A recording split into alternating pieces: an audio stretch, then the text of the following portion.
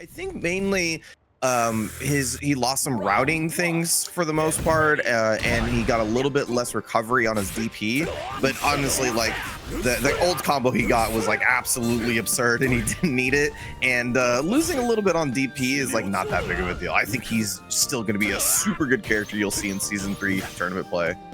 Sure, you see the pressure already. Good Abari though. AceFalcon found a little gap to mash through the two-way. But yeah, I agree. Terry Bogard on the other side of the fence though. Still another strong character. Every single patch getting a little bit more with him, but he doesn't block that. This is going to hurt.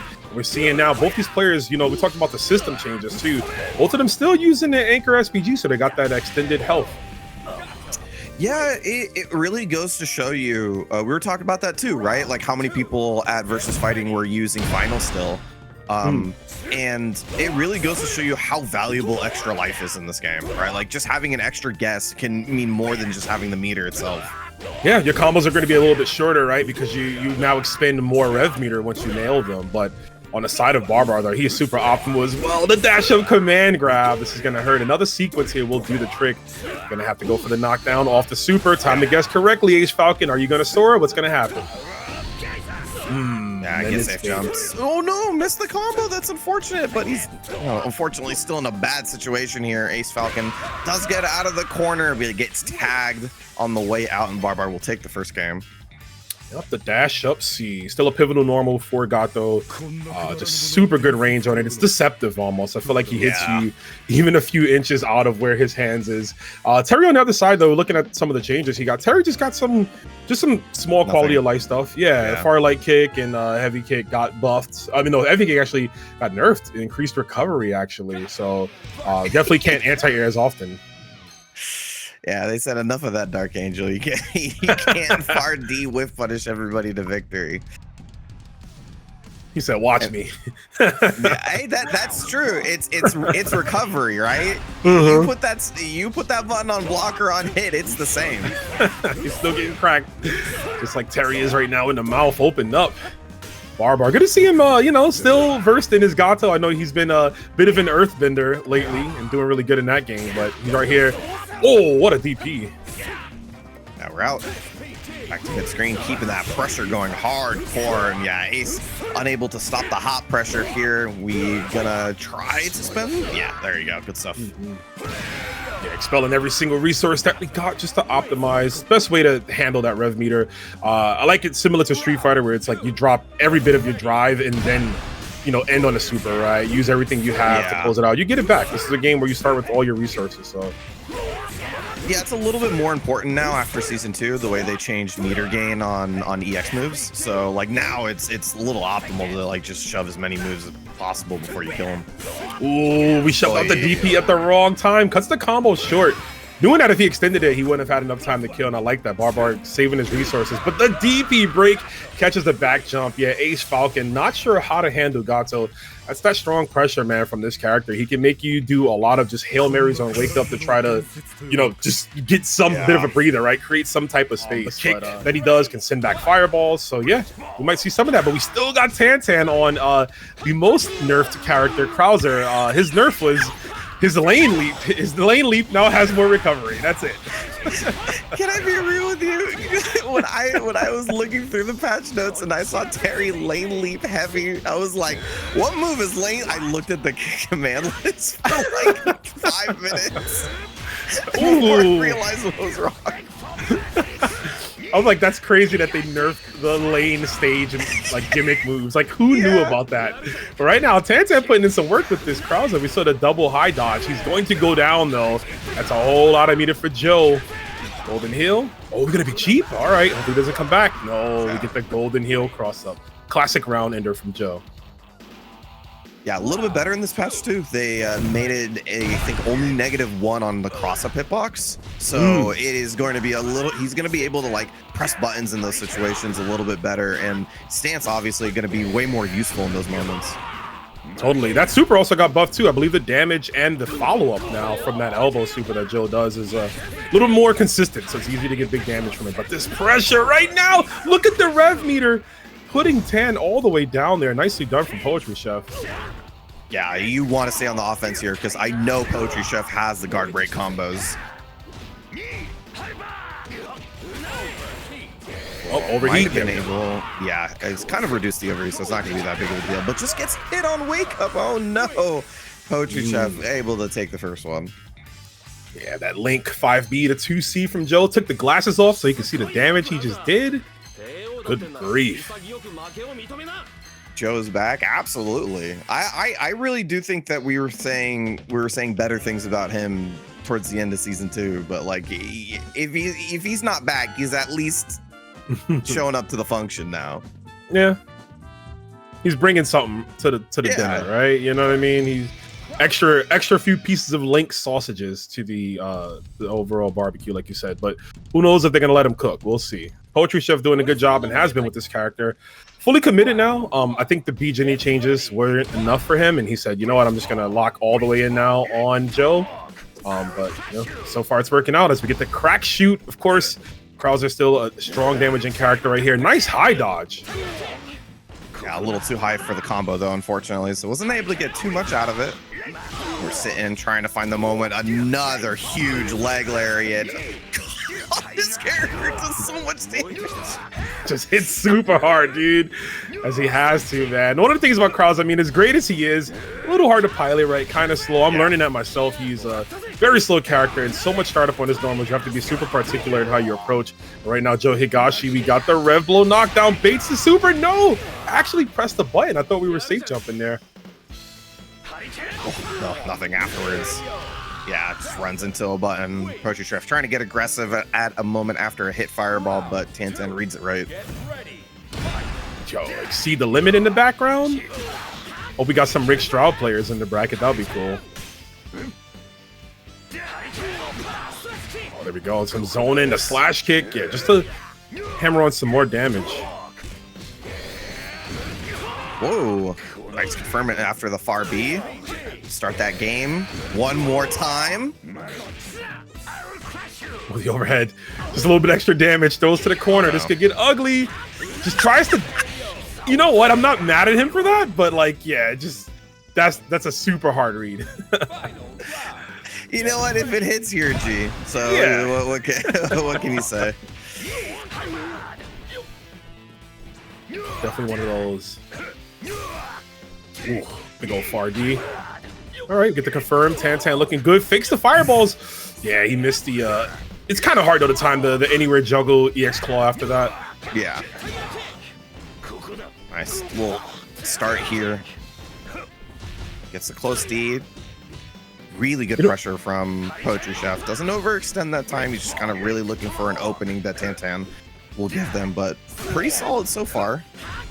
Yeah, this is sliding. I was gonna say, Sammy, I wonder if we'll get the exclusive Joe Higashi tech, the close D, and you see he's looking for it. The close D actually beats out Krauser's super. It's really funny.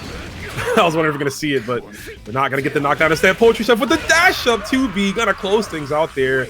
EXDP exclamation mark, and the chef of poetry lands another one for us today. Good stuff to him. Nicely done. Love to see the Joe and hope to see him continue on. But yeah, he's been improving a lot with this rock, and he's got a true test though. Kula, the #1 ranked player right now in this game. Insane.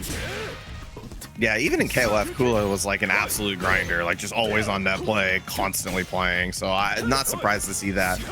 Ronaldo, pretty much unchanged. I think his only change was that his super is slightly less punishable, but like it's still a punishable super, so it's not that big of a deal.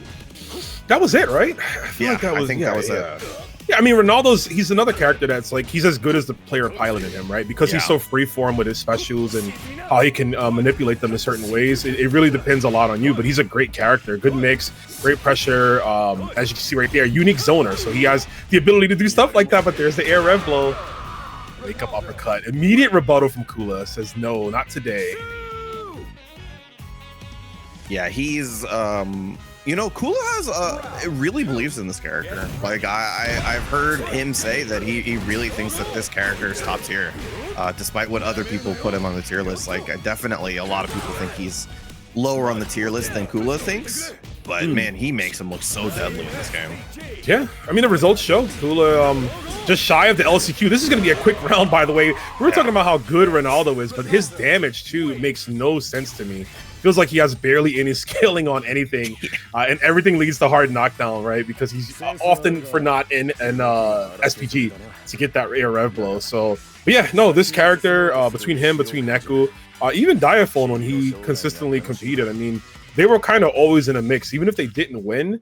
Ronaldo was always around, but like I said, you know, he's not the easiest to pilot, so naturally some players are going to gravitate to a Rock, right, to a Billy who is just as strong, if not stronger, but also much more relaxed in playing them.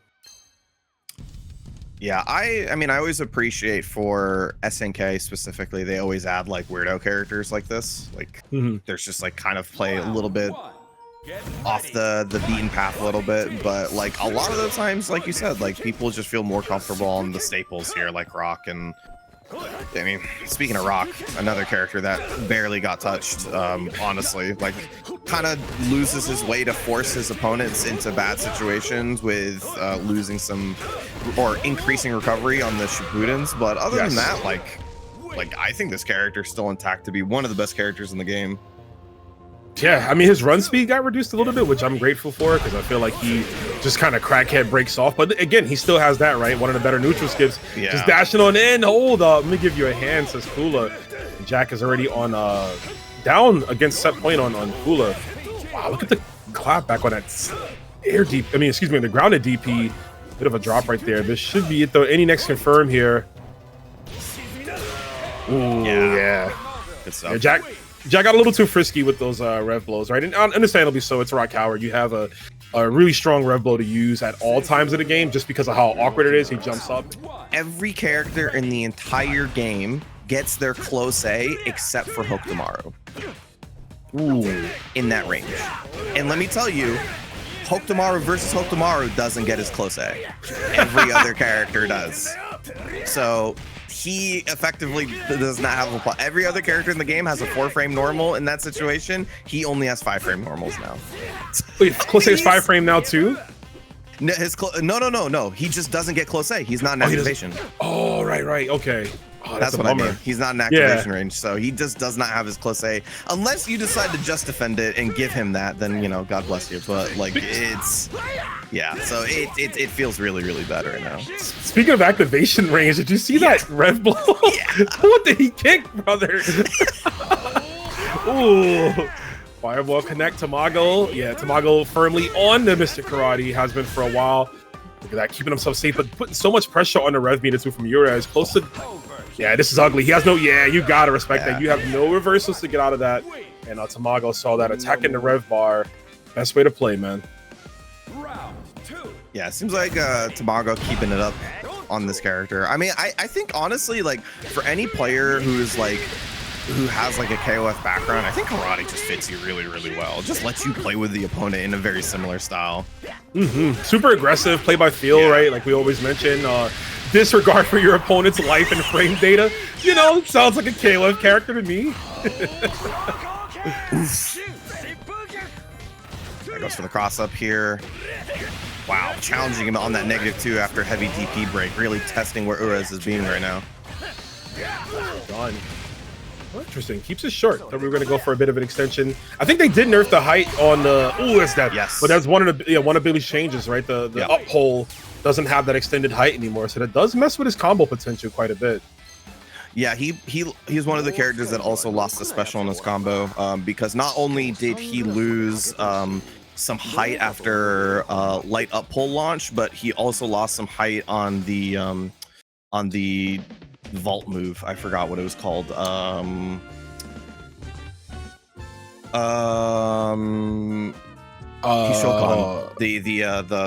like up move where he like launches himself up in the air. Suzomi Otoshi, I think. No, that's up pull.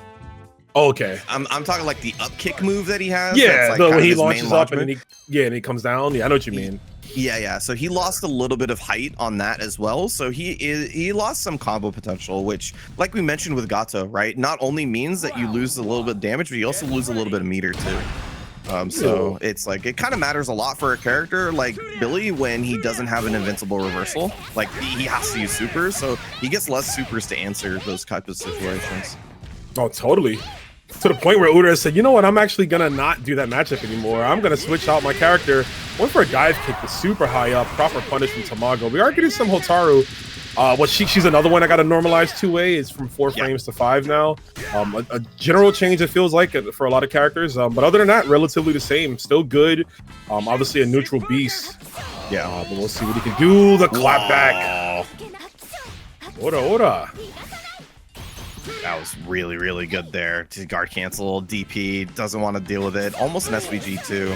Kind of a scare. Okay, well, now he got hit by a fireball. Now it's not that big. Delay his fall with an air rev blow. One more hit necessary, but Urezs trying to make it hard. Another air rev blow. Oh, God, dude. I know Urezs got to be frustrated, man. The way Tamago just stopping, halting himself in the sky every single time really messes with the anti-air timing. Please don't get hit. I was going to say, please. It happens. That's a classic. Oh, no. Couldn't pick it up. Wait a minute. Chased it down, though. Finally, a nice, clean hit. And we miss. Yeah, we missed the combo afterwards. Yeah, unfortunate. Dropped quite a few combos there, hoping it doesn't get to him too much. Tamago has to cut the combo a bit short there. Ooh. Yeah, light TP, we're out. Oh no, hit them so they were in more. They had more throw invul, or throw invul later, I should say. It's the worst.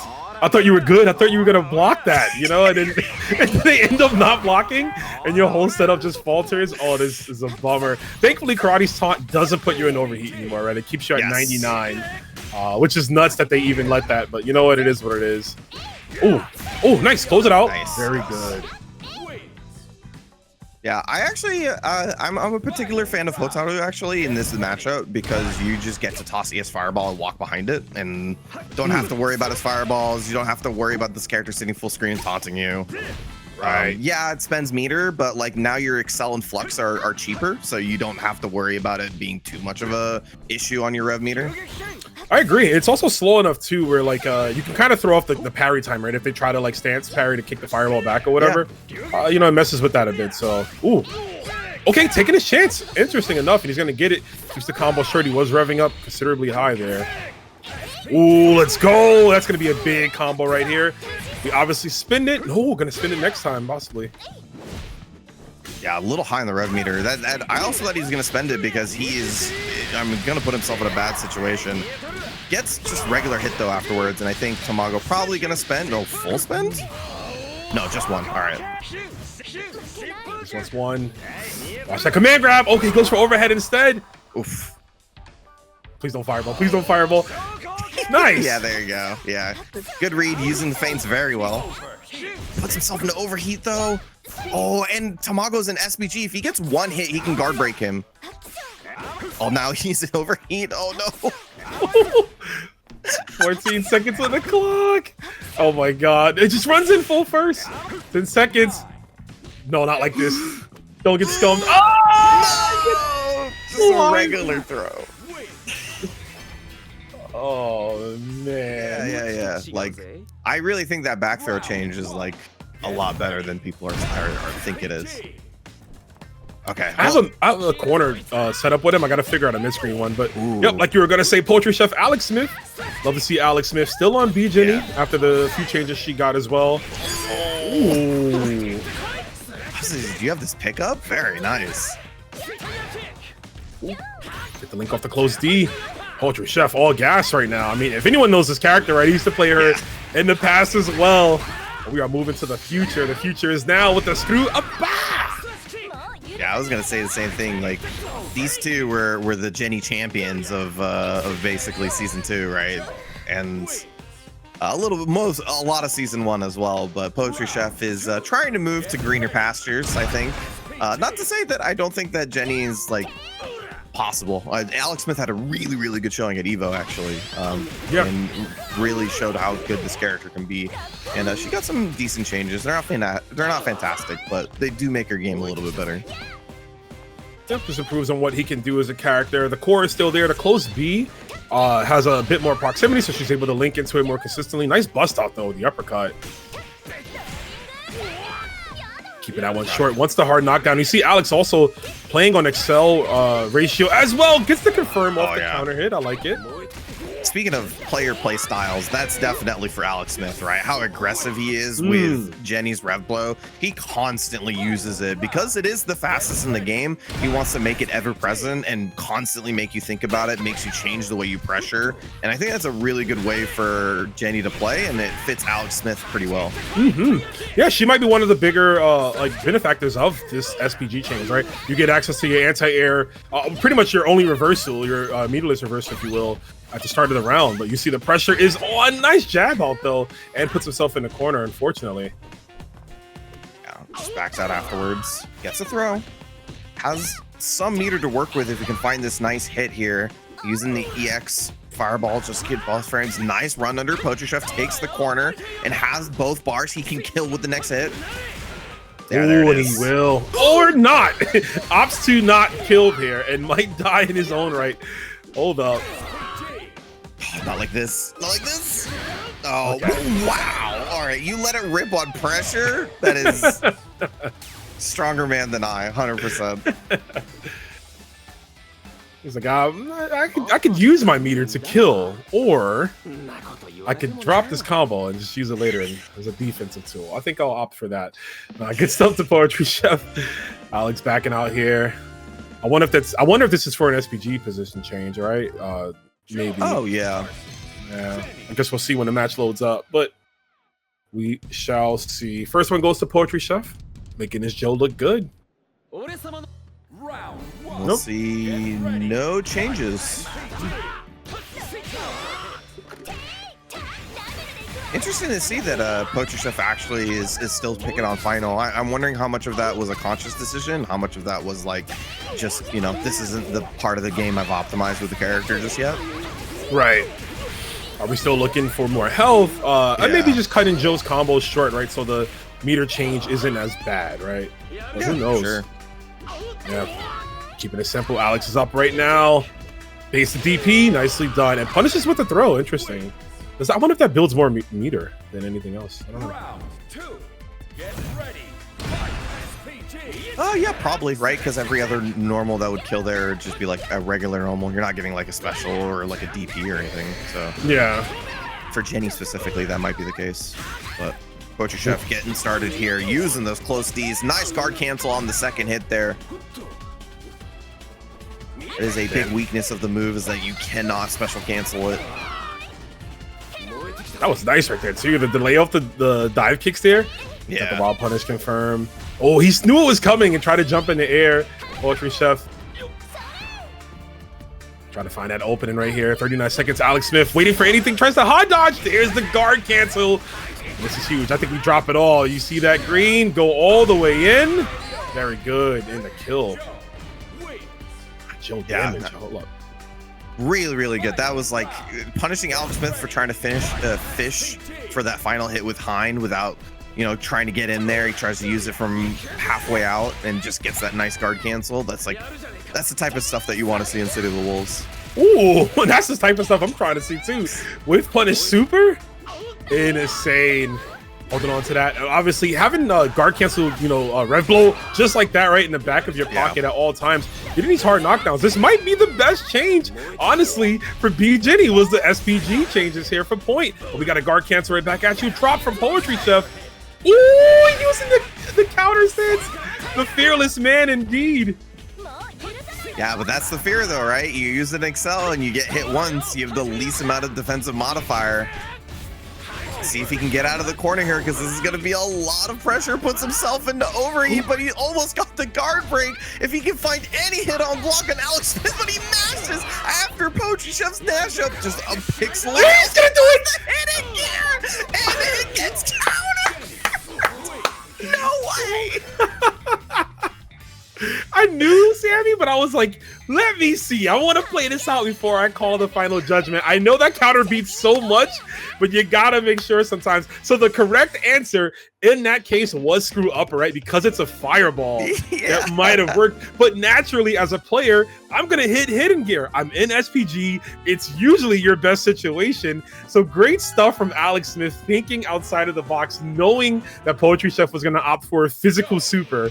That was such a genius play. God, the mechanics in this game, when you see it come to fruition, this is one of the most hypest fighting games of all time. Great stuff. We're going into game 2. We're taking it to the ring, too. The way they are slugging. Good Lord. PoetryChef Alex Smith. Let's get it.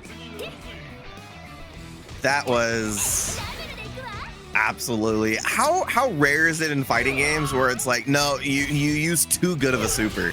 you gotta use the slightly lower tiered one. Absolutely. And I feel like that's the right answer, but I'm not even sure if screw up or would have worked. That's something I got to see. I just know it's considered a fireball, so I figured it would. But is the first hit not a fireball? Because he launches you up, right? Actually, yeah, you're right. I'm not sure. Something to take into the lab after, but right now, Alex Smith riding that wave of momentum. There's the empty low, beautiful stuff. PoetryChef now taking him out of SPG. This is where you need to go all the way in. If not, though, wakes up, uppercut, and it's not a reversal, but the way it starts out, because she kind of leaps, she has a bit of a smaller hurt box in that case. So in some cases, it's kind of like using Big's EXDP, right? Like sometimes that feels like a reversal, even though it's technically not.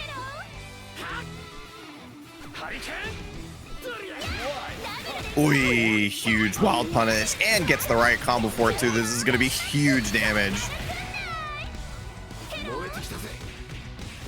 Nice mash out. Going to be able to get out of the corner here.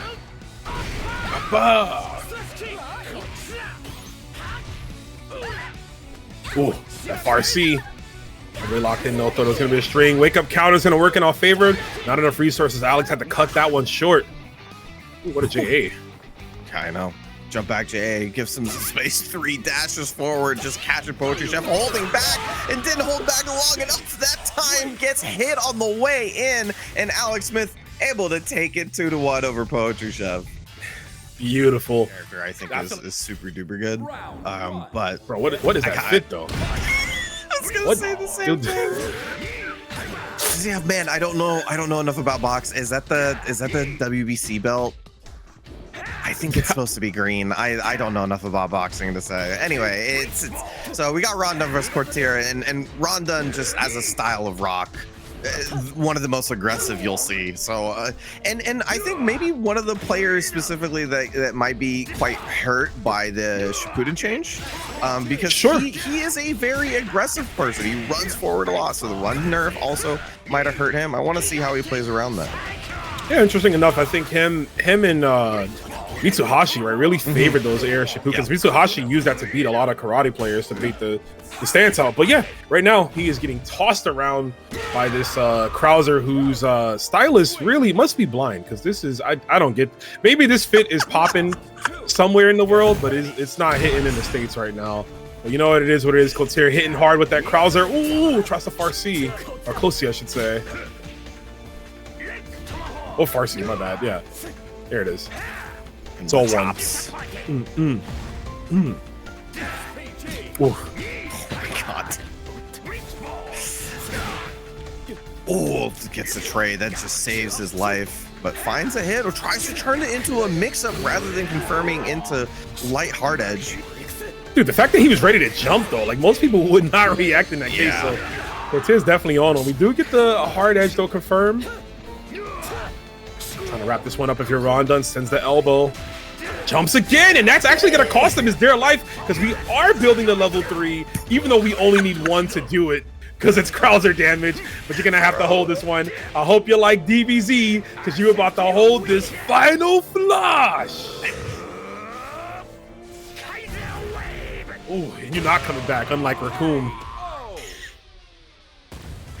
Man, why do like 9 characters in like the SNK fighting games have toss you up in the air and hit you with an evil fireball? not like a good fireball, like a legit evil fireball.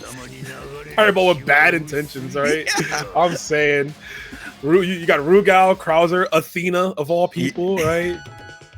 She just straight up does death ball. She does. She's smiling the whole time. That's not the face of villainy. See, your planet's gonna explode in 5 minutes. Like, Athena, what are you doing? You're supposed to be good. Hey, man, depending on the era and who you're asking, they might call it the devil. Damn, we converted off 6C. I see you. Oh my god, look at this big damage already. Almost up 50%. RonDun. SPG in the middle. I do like this, so he's getting a bit of health as well as slightly cheaper meter usage.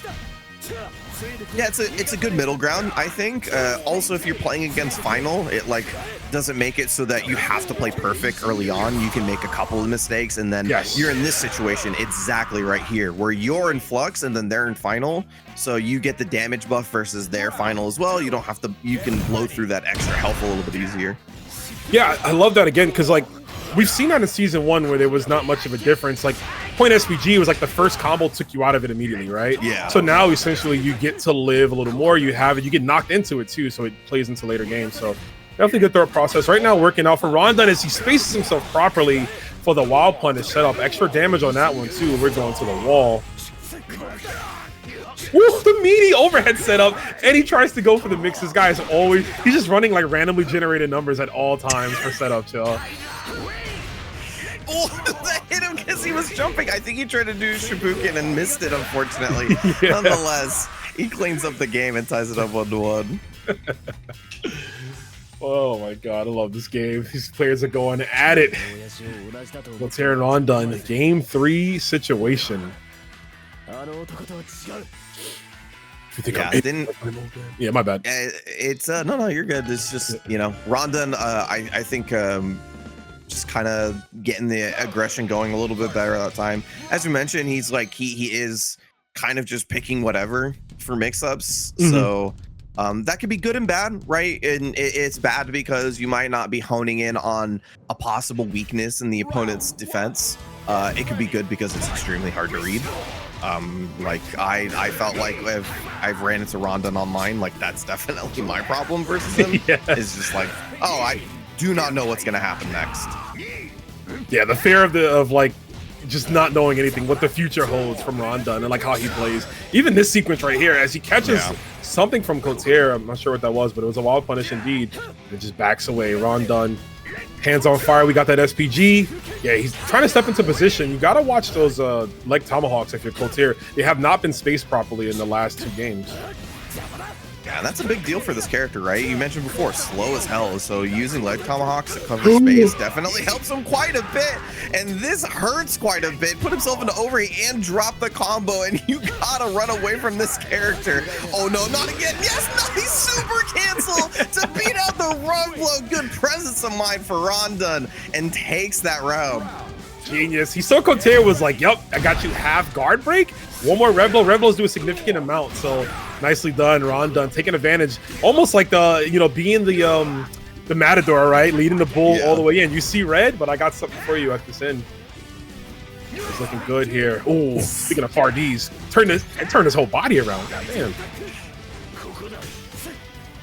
Finally get some reprieve though. RonDun now in SPG, so feels a little bit more free to run some mix with the EX moves.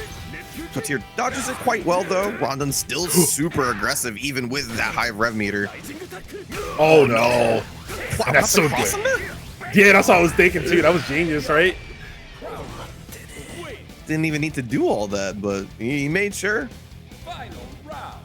Get ready. All right, final round, final game. Winner advances into top 16 winner side. We got that huge pop bonus here. A lot of good players looking for it, you know, get some dinner. Oh, there's that gigantic cyclone. Wow. Yeah. Tit for tat. Returns the favor. Wow. Just sneaks in a Shikunaga in there. Nice. Gets the close speed link as well. Puts himself into overheat. Gonna need a one more, and it's kind of scary versus Krauser. He does have pretty easy guard break setups, but RonDun keeps the aggression despite the overheat and takes the sub. I love that every time it looked like he was down, right? Like being in overheat, and Kotir obviously acknowledged that. Right. I think they did, but they could not. Who knows? We gotta hit up Nash fan. He was like VJ Hoon. you know, back when he tried to play him in season 2. So I want to know if it's enough now. But speaking of the player, we got Daniel Maza, man, the Billy Kane of the people. I think he's the only Billy Kane that gets shared at events because everyone loves him. Going up against Alex Smith here, and we got a nice combo already to the wall. Just ending with Rekkas here. And yeah, Billy got nerfed quite a bit for sure. A lot of people are dooming on this character despite what he did at versus fighting.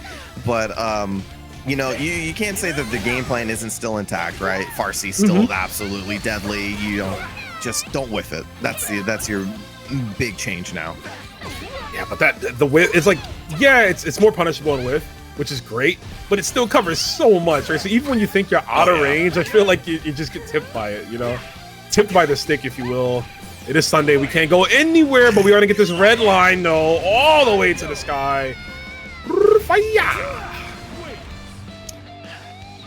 Yeah, and as you meant, like, if you're expecting Farsi and footsing for that, then you just, you know, you get quarter forward punched and you just get hit by a different move entirely. So it's like, you know, it's not easy. The game, it's not like, oh, this character got nerfed and now I can play against him. Like, it's still extremely hard.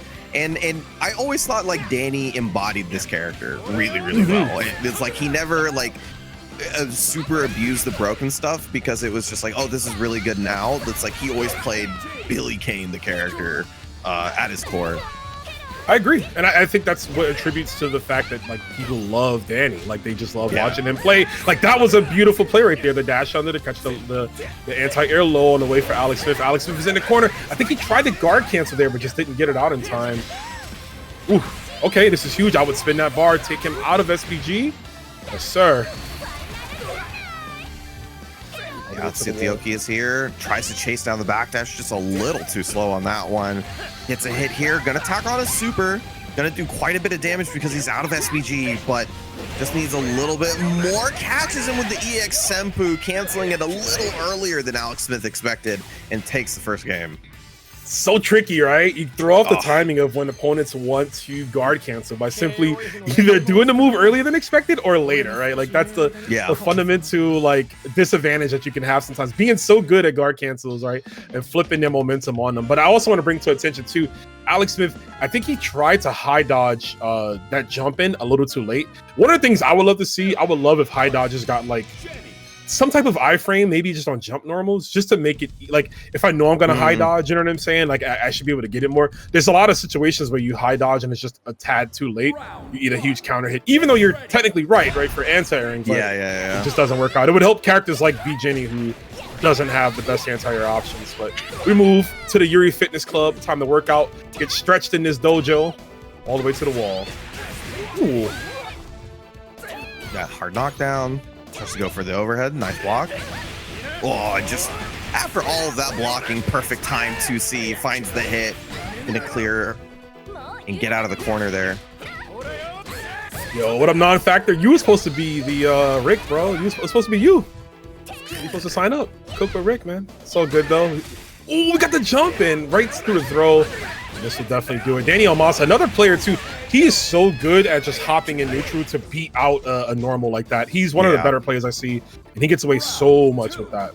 Tack on that with Billy's damage too, and it's just every single one is just a crucial like 40 to 50% combo. Yeah, I think he uses Billy jump-ins really well. Not only just like jump forward close or jump forward D, but like jump back C as well. Like he just covers space extremely well with this character. Let's see what the combo is here. Oh, okay. Oh, okay. Ooh. I like that. That was sick. He said where the nerfs are, man. Well, that was so meaty. Yeah, wondering how he was gonna press out of that one. Great tech. Tries to dash under. Good delay that time from Alex Smith. Jump B catches on the other side. There we go. Red line. Yeah, he wants him out of SPG, but it's not going to take him out, sadly. Yeah, a little bit too much on the defensive mod, but now he's cleared it, right? So nearly anything will do it if you can find the hit. Air throw just going to get a little short there. Does put himself in the corner, though. That is the unfortunate case of Jenny's air throw. Oh, no. Oh, are we going to... Bro, I was going to say, are we just going to rev guard? We're not even going to do that. Alex Smith again, unfortunately, trying to guard cancel possibly, but Daniel Maza, exercising them Billy specials, man. They are Mr. Karate. Oh, it's Neku. Okay, interesting. Doesn't want to do the mirror match. Would have been fun too. I can't count on my hand the amount of times I've seen the Ronaldo mirrors. Yeah. Definitely a little less so. Like maybe in season 1 I saw it once or twice, but like definitely not as much anymore. But Kula starts off strong once again.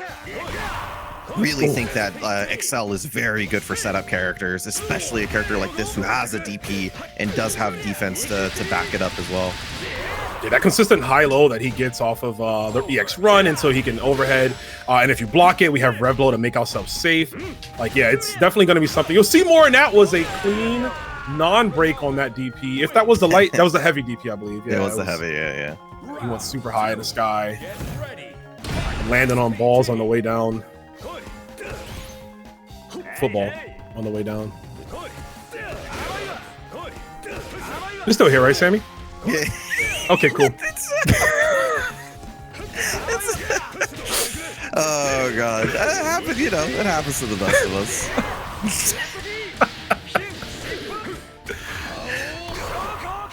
Oh god. All right, finally got him out of SBG. I think versus Kula, that's a big win here.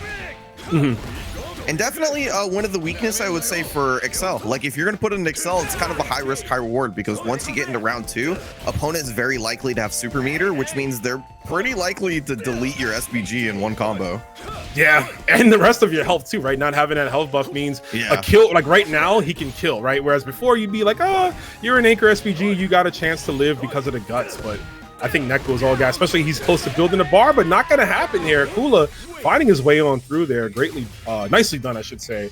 But yeah, it's like you have point SPG now, and it comes to like being like you have to validate it, right? So like you have to go all the way in, or you have to maximize everything you could do with the character in that early point of the matchup, because you just know that like any wrong move, it's probably going to get deleted. Maybe not in round 1 because you don't have the bar immediately, but in round 2 and 3s, you know, people are usually coming in with the bar, maybe 2.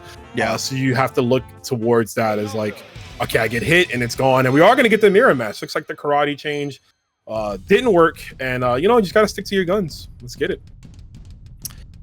Yeah, so I generally say that like Excel is better for round 1 and round 2, where you're likely to have also meter as well once you get into round 2 because you've built it from SPG hopefully. And then Flux is usually better round 2, round 3. And then I'm not sure what to say for final anymore. Like that's definitely one I'm gonna have to study as we go along here. Sure, we see the different right now. Neku still running it on anchor. Maybe he didn't have time to you know, get comfortable yet, but Kula, beautiful setup here. But he is dispatching opponents right now. Like just doesn't even get an opportunity to get through most of the time. His opponents don't get the opportunity to run through his SPG. Kula will be representing Mexico in the ENC alongside Daniel Maza. As you can see here, I mean, getting there all the way with this Ronaldo. Nice tech throw. Neku needs an opening here, and he finds it with the far C. But look at that meter buildup. Look at the difference in the meter buildup. That was crazy. Yeah, it's definitely, you got to keep the pressure on here. Gets the overheat. Neku has something to work with here. Ooh. Stops it in time. Yep, you got to go in. Ooh, okay. He lives. Oh, yeah, very nice. All right. Yeah, that was good. I think he knew that Kula was going to try to, like, he didn't want to get guard broken, right? So he's going to try to match something out there. So attacking on the super of his own at the end of his string. Yeah, that was cute stuff from Neku. Keeps himself alive, too. I just realized the balls are the same color. That's horrific. Right, it doesn't... yeah, it doesn't change unless it's EX. Oh, yeah, that is very trippy. Oh, nice. Once again, yeah, Kula just big hit. I don't think this is gonna get through the SPG, but it'll make it one touch and recover all of his revs. So he's gonna be in a pretty good spot, especially your Ronaldo. You can just sit full screen and toss fireballs now.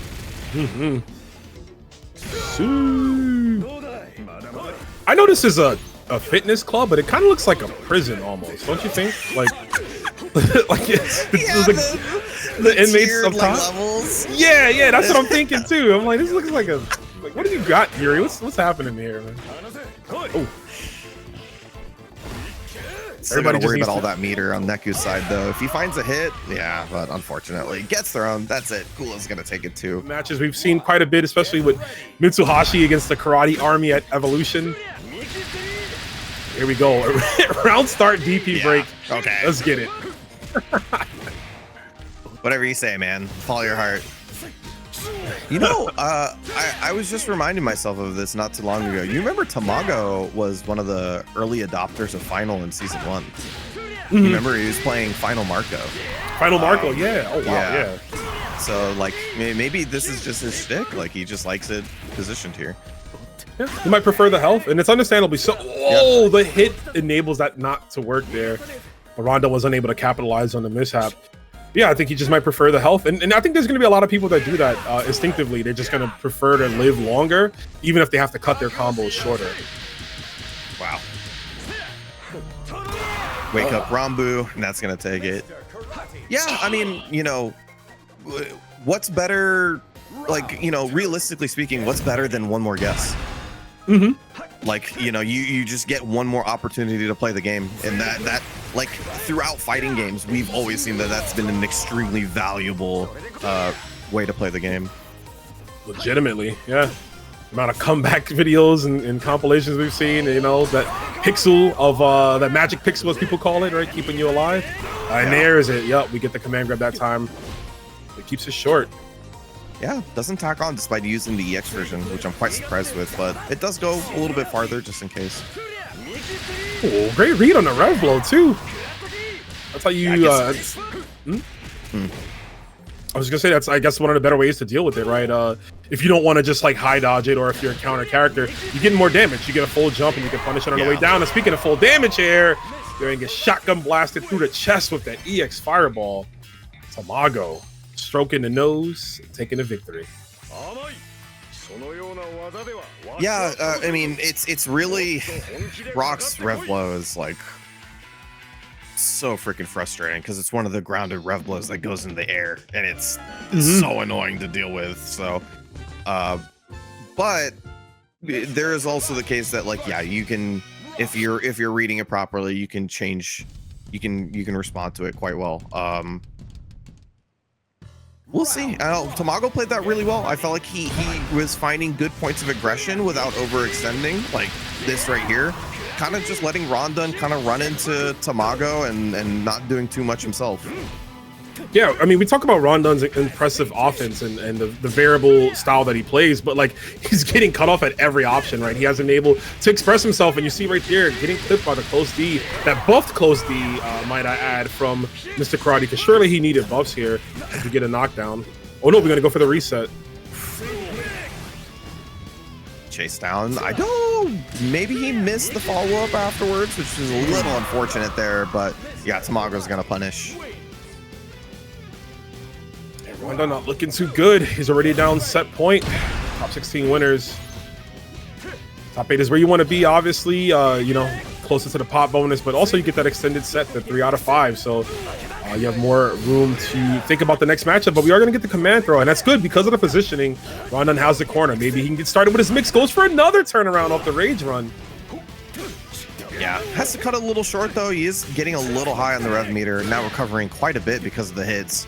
DP finally out. Tamago now an SBG himself trades in the air. Thank you, RonDun was saved by his fireball, because otherwise that would have been really bad in the corner. Easily. Overheats in. This where you have to go in. Yes, sir. Nice DP break. Yeah, we didn't get to see it, but Karate in Overheat is actually a weaker character, so you don't have to be too afraid of his uppercut or his fireball. You can just kind of go in. Wow.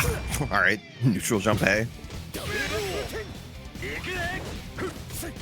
That looks like a fake DP animation. Like, like we were gonna give this to him as a DP, and then we said, nah, it looks corny. Let's just give him rising tackle. Oh no. Yeah, gonna be good damage here. Has to cut a little too early because his rev meter was always really high. Ooh, little late on the charge, but he still got it to work out. Yeah, I mean, most importantly, as a diversionary tactic, right, which is going to lead to a possible victory. One more knockdown. Charging again. Oh. Oh no! Oh, what a backdash on the Shikunage. Great read there from Tamago after the side switch, and gonna be able to take it 2-0. My lord, hands up, bro. That was nasty. Nasty work right there. You could hear the shoes skid across the floor. Daniel Maza. This is a matchup we saw quite a bit. Now new in season 3, so we'll see how its different version provides different mix-ups, different play styles. We'll see how it goes along. As Grenius does stick with final here, which is quite interesting on the Preecha. I do think this character gets quite a bit out of her EXs, so we'll see if that is something that will happen to come into play as we go along. So I noticed with Preecha, I haven't went through all of her changes yet, but she did get some significant stuff. I think mostly nerfs, if I'm not mistaken, right? But I don't think it's anything too significant, just some slight changes. I'm looking now, it's more or less damage reductions, like some moves going from like 80 to 70. But her close heavy punch got buffed. It's 75 now, which is crazy because it's already a good normal. So, you know, just looks like mostly changes. But she also got the standard, like, crouching A 4 to 5 frames. That looks like it's just a standardized thing for a lot of characters now. Yeah, mainly on the changes I think that mattered the most was the stance overhead and stance low also both got changed, so they're more negative across the board. A lot of the times, for the most part, if Grenius is gonna want to stay safe while using the overhead, he's gonna have to use the EX version if it gets blocked. So because the negative, I believe standard version overhead is -5 now, so you will get punished for it afterwards. So I think yeah, but I did see some setups where it's like it hits the new version of it, like because of the way that they changed it, hits super meaty, and there is like a couple of benefits to that. So I do have to see that in play. Yeah, we haven't seen it yet. We've just seen some amazing pressure from Grenius up until that rev blow point where he tried to super but got DP in between it. At least that's what I wanted to punish. But right now, Dany right back on it, puts him into SVG, and he's trying to rev up that meter. Yeah, nice. And that's gonna matter way more versus final now. That final does not have any discounts on rev meter. So the more pressure you put on the character, even if they're not taking hits in final, it definitely taxes the rev meter in a different way. Yes, sir. Look at that throw. Getting right back into it. Yo, Lucas, I know you liking this song, man. It's a good one, right? This J-Hoon theme, fire, bro. Shout out to Lucas holding it down on the production end. Right now, Daniel Maza trying to hold it down. The pressure, as far as the opening, but doesn't commit to anything. Ooh, right out of range. I want to see a Preecha Farsi just whiffing Billy, just whiff punishing Billy Farsi. I want that so badly. City of the Wolf players want one. Oh, watch the button whiff. Oh yeah. Yeah, I know you've seen the videos on Twitter of people posting that, and I'm like, man, if only this was the game, right? You know, ooh, meaty overhead setup though. Hold on. Oh. Ooh, trying to bait some reversal option there. I think doesn't get it. Grenius keeping the pressure off, gets the cross up, still nice block, but throw not going to be enough. Dany on a pixel of health and just eats the fireball. Maybe don't want to give Grenius the meter back, or maybe just like letting it go. Either way. Yeah, not sure. Probably should have woke up rev guarded. Maybe just miscalculated the health, right? Knowing that thinking it would chip. Yeah. Scary situation. That actually still happens to me too, unfortunately. I still get chipped out without using rev meter. I think about it afterwards. I'm like, oh, I'm stupid. It just doesn't come up all that often. No, for sure, because it's an extra step. Like I have to press a button with this, right? Like, or even risk trying to wake up JD, which is like that's something I'm trying to tell myself more. Is like if I have no health and I possibly could die, just rev guard, right? Like I'd rather rev guard and then or risk the trying to JD and end up mistiming it and dying. Rev guard, you just hold it down, you know. But moving on to the next one, Grenius is up that game. Winner semifinals here. Is this top 8? I gotta check and see. I think a little bit of hiccups in the tubes, in the internet tubes. Possibly, could be. I noticed that Grenius is not I was wondering. I was like, damn. I was like, I know they reset rank, but damn, they took Grenas out of Garo. They smoked them. They threw his ass back to the floor. They was like, all right, make the climb up again, bud. Yeah, let's see if you can really do it this time. That's crazy. Ooh. Nice back throw. Dany Maza tries to find an opening. Great neutral jump. Gets right over that close D. Yeah, super good. Getting the wild punish, meaning you can still get that far C, even that high up on hit. Just blocks the jump in that time. Grenas has been really good with that post bionic arm super now. He's been mixing up his pressure really, really well afterwards. Yeah, he's the best. I feel like he's almost always correct after any decision he decides to go for, versus a lot of other Preechas. May just dial in looking for the empty low on the left side, but yeah, Grenas optimizing that strategy and bearing a lot of fruits from it, but he is going to have to hold that 2C to the face. Hold extension brings us in. Ooh, I like that too. Getting a bit more meter, right? You're going for all those light normals. Even if it scales a bit, you're recovering some of your rev meter, which was looking kind of high. Definitely is a really, really good routing for Billy because he just naturally spends a lot on EXs just through pressure, through combos. So being able to cut it short like that and recover a little bit quicker, very nice. That's a recent development, I think, like happened toward the ends of Season 2. The Billy players started routing like that. Imagine if they realized he could do that when he could do like 6 light normals in Season 1. These guys would never go bankrupt. They'd have infinite money glitch. Big jump in, didn't confirm off of it. Nice. Yeah, just letting him use all that rev meter. You don't have to overextend yourself. It's quite costly on his side.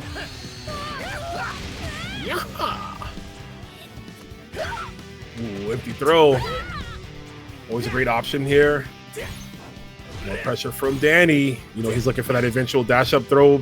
Probably neutral jump just to try to fake throw, but the defense for Grenas finds it all the way through. I like that. You know what? Back against the wall worked out in that favor, right? It forced him to not, like, there was nowhere else to go. So, like, yeah, Dany was going to have to switch up a different offensive tool there, but Grenas took advantage. It's opened up on this side right here. He's going to hurt. I think we spend it all. Absolutely. Or not. He's going to look for one more setup here. I wouldn't have killed, but, I mean, you recover yourself. I think anything kills at this point, so he doesn't need to recover. Yeah, he just finds his hit. He's going to go into super. I do generally think that Dany's structure with his meter is like top tier, extremely good. Like he constantly thinks about these things where he's like, I will just save this bar. Like, what if I'm wrong on Oki, right? Then I have a bar for reversal. That's Billy, who does not have a invincible move otherwise. So he's kind of like, you know, playing both ends at that point. I'm not going to kill anyway, but at the same time, I give myself the ability to kill off of nearly everything because Lights in the super would have done it at that point. Yeah, that's great play, man. I mean, in the best simple term, right? Optimal. And that is Dany. He is every bit of that word. He maximizes his character strengths like you called out. And, you know, we're going to this final game because of it. I mean, no, my bad. It's top 8. Yeah. Yeah, I really do think this guy plays the character the best. Like, whatever you say about, like, how people, what their records are in tournament and stuff like that, like, I just think he embodies the character's play style the best in the world. There's good Billy players because they're good video game players, right? But then there's Dany, who's just a really good Billy player. So I definitely would agree right there. Attacks on that EX spinning Kane at the end. Grenas trying to advance. Pressure is on. Yep. Didn't cancel it afterwards. Rev meter's really high. Maybe just wasn't gonna bother with even trying to think about going into overheat. Oh my god, that super worked out on dash. What a read from Dany. Crazy, right? He knew that Grenas was gonna try to take his turn back and already buffering super. It's clear. All right, just get aggressive yourself, huh? Get in, attack on the super here. What's the mix? Ooh. Goes for the overhead. Knocked him down again. Going overhead again? Oh, we went low that time. I'm a believer in doing the same thing twice, you know, like yeah. Because they're always going to think you're going to go for the other option on the second try, which usually does happen. The average player will go for, if they went high first, they'll go low next, right? So who knows what layer these guys are on too? Like how many times they've played in tournament and how many times they've maybe played on net play that we haven't seen, because they're just so high ranked that they've probably played against each other a ton. Definitely. Just constantly running into each other. Daniel Maza also #1 now. Wasn't Kula #1 earlier? Are we playing ranked in between? That's really funny. Just playing ranked in between tournament sets to still that #1 position. Oh, dude, that's an old school thing. Like old Dota players used to do that. Like between tournaments, they just play a ranked game because they're just like, oh, stay warm, you know, like don't lose the edge. Oh, absolutely. Gotta keep them hands ready at all moments here. Right now, the defense on Supergrenas looking rock solid. Once again, dude, he plays defense for like 30 minutes and then just does the one right thing to win it. Like we saw the same thing where he got pushed all the way into the corner, jump back D for the win. Like, how does this guy do it? He just knows that one hit. I mean, Preecha's got that blessed far C, right? So you find that one right time to go in, get the knockdown, and of course for Billy, you force him into that guessing situation. If he doesn't have meter, he's got to hold it, into which you can start, again, the layers from Preecha. She gets that bionic arm, and there's like, what, 6 different things she can do after that, it feels like. So yeah, he's, like you said, his defense is just on point. He just knows that gap. They're on that layer.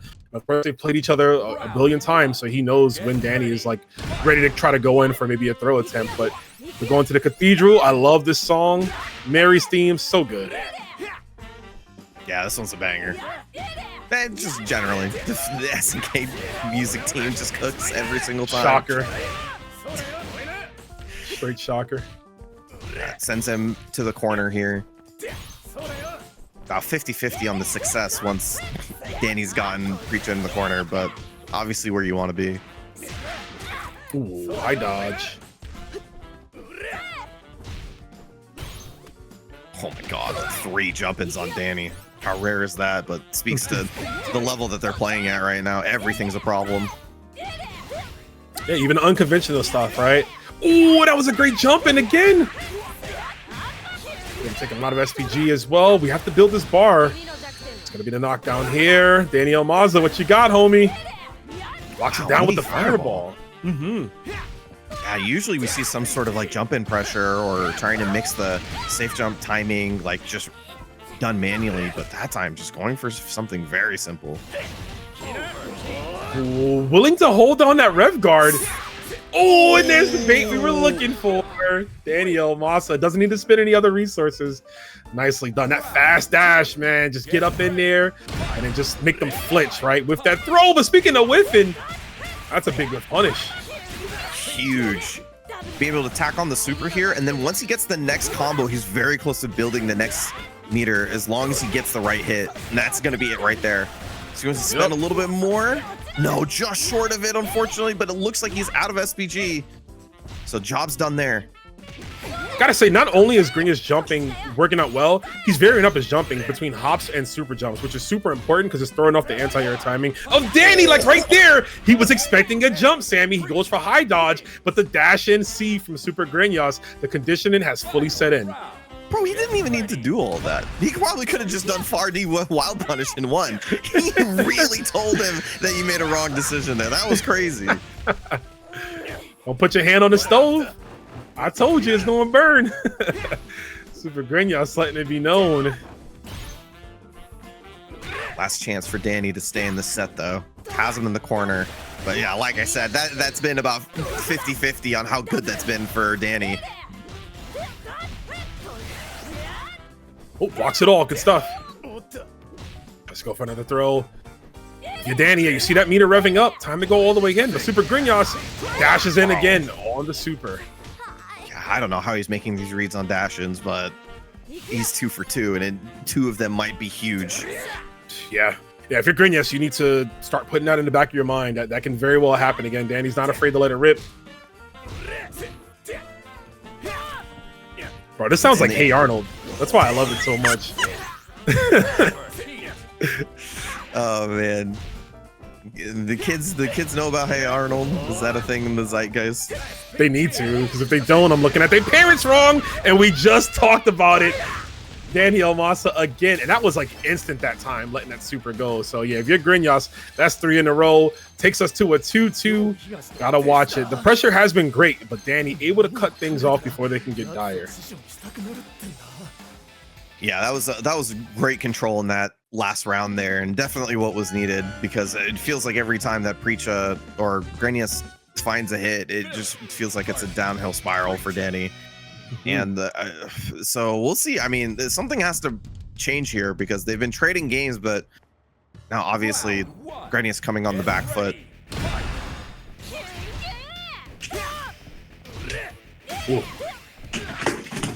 Oh, nicely done. Just a dash up C. My bad. No, you're good. Are you okay though? Like physically? Yeah, I'm all in. Don't worry about it. Sammy taking ref blows IRL. That's crazy, bro. Preecha came into my room and farseed me, bro. That's just the average. That's the average sound. That's what it sounds like in your head. Ooh. Oh, guys, nice high dodge. Side switch. Yeah, very nice. Ooh, that delayed 5D too. Catching the startup of the jump frames. Yeah, then he's starting to acclimate himself to that timing on when Grenas wants to get out of the corner. Ooh. Fardy in their own right. Anything can go at this point. Dany's still in SPG. Nice. Got an HD there, but that timing really threw Grenas off guard for the JDs afterwards. Super confirm. Oh, just a pixel necessary left. Yeah, I mean, he has to rev guard. He can't take any hit, and that just reduced his options towards the end. And now Dany the one on set point. Nicely done. Yeah, we were fighting too many things there. The clock, the rev meter, the health. Like, it just got too scary for Grenas, but nothing like a fresh start, right? We can start things over here. Big combo already. And the knockdown. Yeah, jump over there. I like him keeping it simple. You just wanted the side switch rather than some sort of mix-up. Yeah, last place you want to be against Billy. Or anyone, realistically. And relentless with the pressure. The 5Cs finally working out in that case. Let's go for more meter there. Just to recover. Ooh. Yo, the fake setup? That was sick. That was sick. Just fake setup, slight delay for the super, and then press the button. Very nice from Grenas. Last game, last round. This is winner semifinals. Winner moves on to top 3.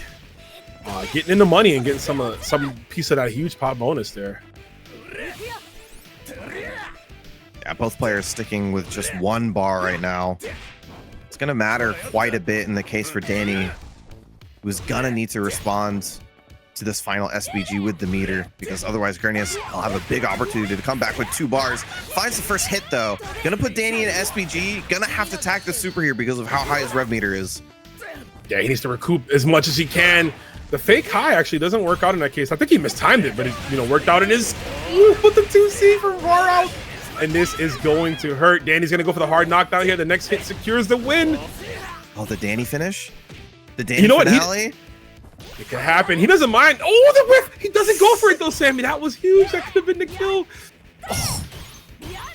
Rev meters both really high. Finds the hit though, and he's out of SPG, and that's gonna be it. Gonna tack on the hidden gear to close it out, and Grenas clutches it out at the finale and takes it 3-2. I love, first off, QED. Gotta get it in there, but I love how the whole time, the gameplay of Supergrenas, we talked about how rock solid his defense was, right? And how he always managed to find that hit after blocking for what felt after eternity finishes overall. Like he's greatly improving. But real quickly, shout outs to John, CEO Gaming in the chat, saying they're at the airport. We saw you there, and we appreciate the support as we got Kula going all the way in on Tamago. Mr. Karate contra Ronaldo. Oh, no. Oh. Well, you might as well do it first round, right? Yes. You got 3 games. And a little too far? Too early? I'm not quite sure. Possibly there. Look at the meters for both, though. Oh, Farsi whiffs. Okay, that's going to be it. He gets it off the Farsi. I gotta say, Sammy, this SPG change, I think characters like Ronaldo, B.Jenet, like we've seen already, maybe Hokuto, who, even though we haven't seen much of, might benefit from having it just because of how good his rev blow is. Like, I think this is I'm liking this change more than anything, I should say. Yeah, the fact that we're not seeing it all in one spot and we've seen it consistently in 3 different places the entire time makes me quite happy about the possibility of where we're going here with SBG. And, you know, speaking of CEO, like, I'm very excited. That's going to be like 3 weeks into season 3, right? I want to see where people are at by the time we get to that huge tournament. Oh, let's see where we're at. Is to the grave. Karate going down. Kula taking the first game. What does he even say to Karate? Let me... What does he say to this guy? I don't even know. Like, yeah. Oh, okay, this is pretty generic. Never mind. I thought he was gonna be like, "Man, your nose is big. You must tell a lot of lies." I thought he was gonna say that. What kind of guy do you think Ronaldo is? He's just like walking around, you like talking in parables, just like. That's how the voice actor sounds to me.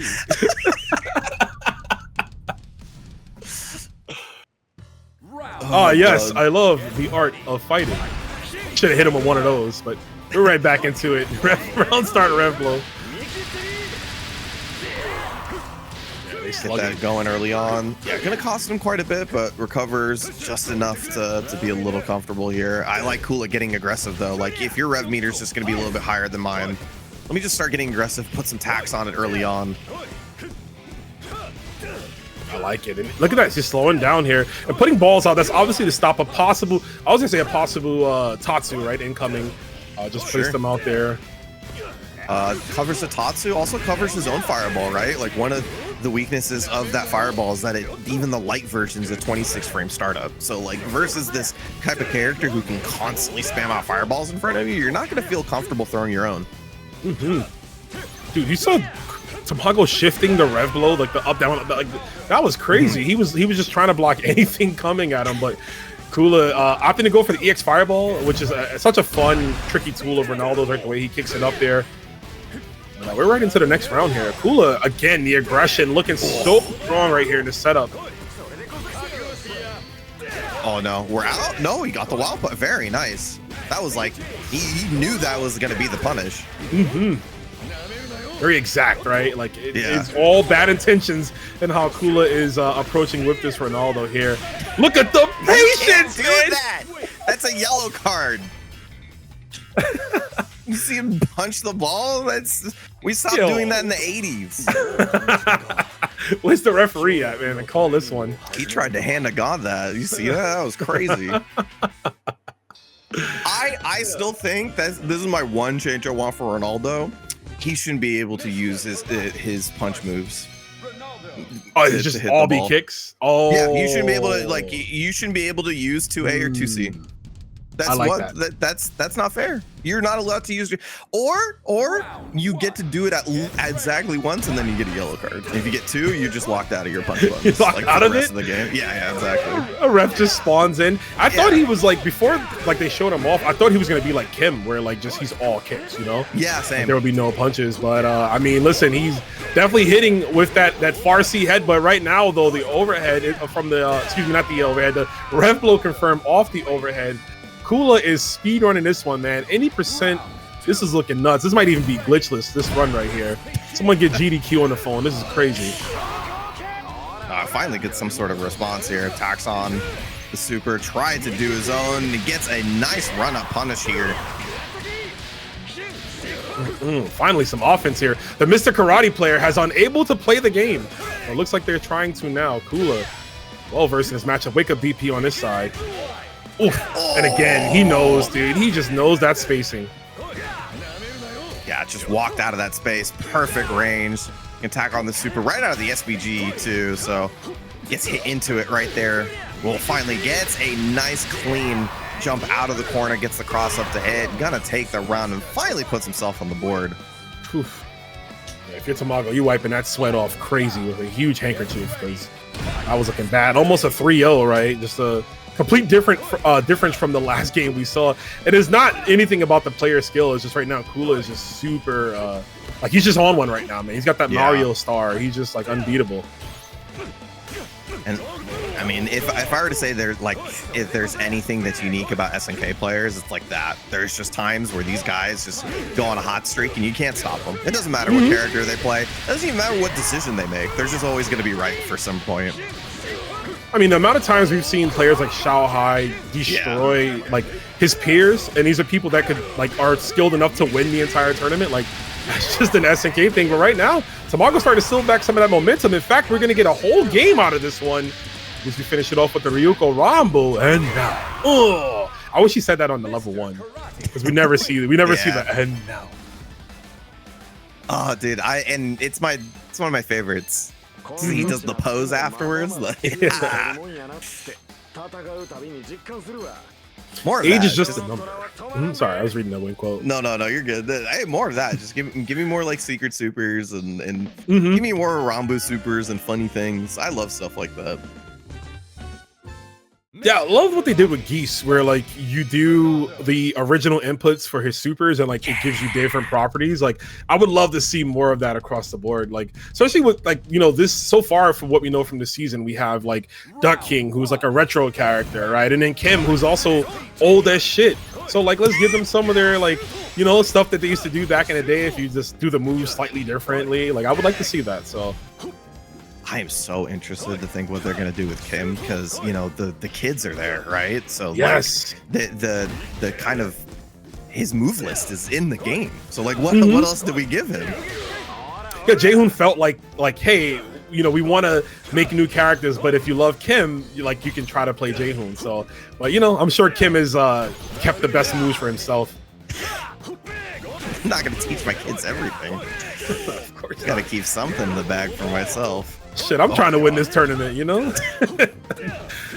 the pressure, though. Kula trying to win this tournament, TNS on this Sunday. This is the confirm off the counter hit.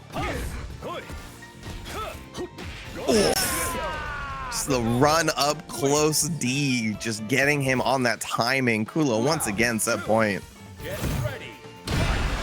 Guy's looking unbeatable right now. We got all the resources we need for both. And you see him trying to bait super from Tamago, right? Just the fake fireball. Gets him that time, though. No one's still slow enough. Crazy. This character gets to feint a fireball like actually using it, which is so hard to react to. Yeah. I'm laughing. He tried to taunt to take meter and immediately got hit with a soccer ball. Oh, no. Yeah, this is getting rough, man. He's just like, he got zoned out for like 40% of his health. Seriously, that's crazy, right? When you think about it, there's no combo until now. The first combo, we're 35 seconds into this round. This is a mix-up character, y'all.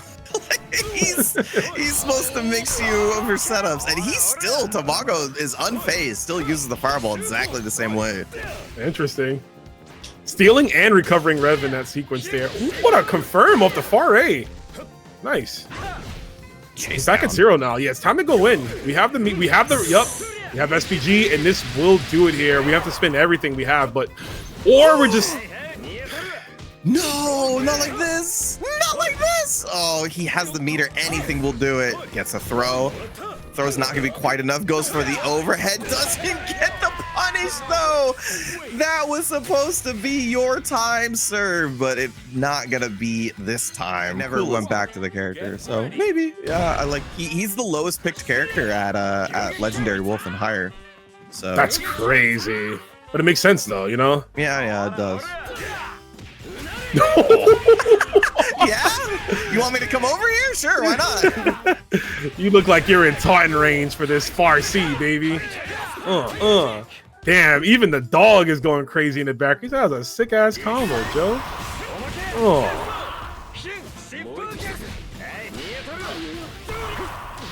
Gets caught by the overhead. Attacks on the super as well. How do you feel about that, by the way? There's a lot of characters in this game that can route in ways that give them regular hits after supers. I like that. You think that worth it? I like it a lot. I wish more, because the characters I play don't have that. But sure. I think it's cool. Anything that makes supers, like I like double level ones, right? Like I like seeing stuff like that. And I feel like for a while in SNK games in general, level 1 supers were just not usable. Like you very rarely saw it in KOF. So I like that it has like some nuance here where you can do a level 1 early in the combo and then like get an extension, right? Like look at Kenshiro, right? That's like literally more of his confirms is just that. So I like that. I welcome it. It's a fun change. Okay. Yeah.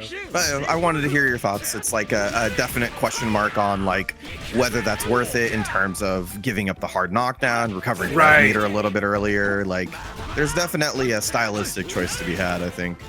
Yeah, I only wish level 2s were more versatile. Like, I almost wish level 2s were completely different and they were like just utility supers for characters, right? And not like, oh, here's a more damaging screw upper. It's like, oh, now Joe has like something else, you know, to use here. But while we were yapping, PoetryChef was clapping cheeks because Neku went down there. That was crazy. The 1 game up, PoetryChef takes the first one. Neku, we might be going to the football, man. Yeah, seems like it. It's very possible. Yeah, yeah, I agree. Like, a lot of the times when we see the level 2s on certain characters, I think they add a nice little wrinkle when they have like some unique property. Like, first comes up to mind is Mr. Big. Like, having a 1-frame command grab on that character is like, okay, now there's like this extra thing to constantly worry about, and has a little bit of an X factor. I think that's a possible way to change level 2s because they've been constantly just been like, okay, now you get a little bit more damage if you break it, right? And it's always less than just letting it rock, almost no matter what. Yeah, and it's like, what's the point of breaking it? Because it's like, you ideally, if you were recovering more rev meter by doing a simpler combo, but it did similar damage, I could understand that. But that's not the case. As we get the close D, the double close D right there. This is really good right here. Yo, PoetryChef looking amazing in this matchup as he gets the knockdown off the throw. Nice. Just gonna use some rev meter. Woo! A 0-frame. Good damage there as well because of the way that Ronaldo's super works. 1 big hit, so just tack all of that into the SBG. Oh, he was juggling that EX Fireball for quite a minute. Set up a cut. Ooh! Nice confirm off the wall punish as well. Nice, good PoetryChef from downtown, able to take that round. Beautiful. Is that that's not new, right? I think he could always do that. We just didn't see it often. But that far A, I mean, being able to connect from that range, beautifully done. Give me a second because I know that the cross-up version of Golden Heel Heavy was buffed. I know for sure on block. I do not know on hit. Right, yeah. Okay, it was block. It was increased cross-up block stun. Oh, block stun. But it's also 2 frames faster. I don't know if that means that they also didn't change the what's it called? Like, they didn't change the recovery as well. It could be better as well. I'll have to test that afterwards. That was amazing though, but Neku right back at it, base the DP. This is crucial. Massive damage hit off the counter hit starter. Trying to build as much meter as he can. Has him at another super. Down to a pixel here, but we got 2 bars. Wake up. Yeah, good.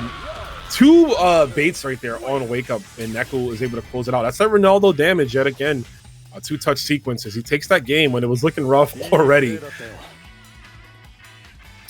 Yeah, and that was quite scary versus Neku, like, because he put himself into overheat off of that EX move. So if that didn't work and PoetryChef was able to turn it around, he gets 1 hit, confirms into super, does a safe jump setup, guard breaks. Like, I personally have beaten people at 90%. Like, you expect like a player who's way better than me, like PoetryChef, to not be able to do that, and we've seen him do the guard break setups on this character. Like, definitely, I think that was more of a gamble than it really showed on the screen.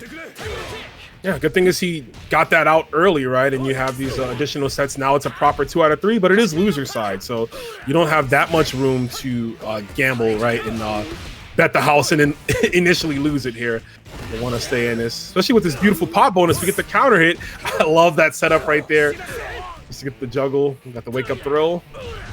You see both of them in just baiting mode, right? On every knockdown, they're both looking for a reversal from the other.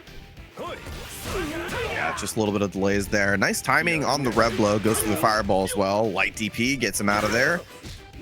Oof. A little too far for the hard B. That's so unfortunate, but he finds the hit afterwards. Once again, routing into the air rev blow. DP break that time. Caught a jump in, I think it was. Yeah, that was a risk, but it paid off from Neku there. The high upper invincibility on the heavy DPs working out in that favor.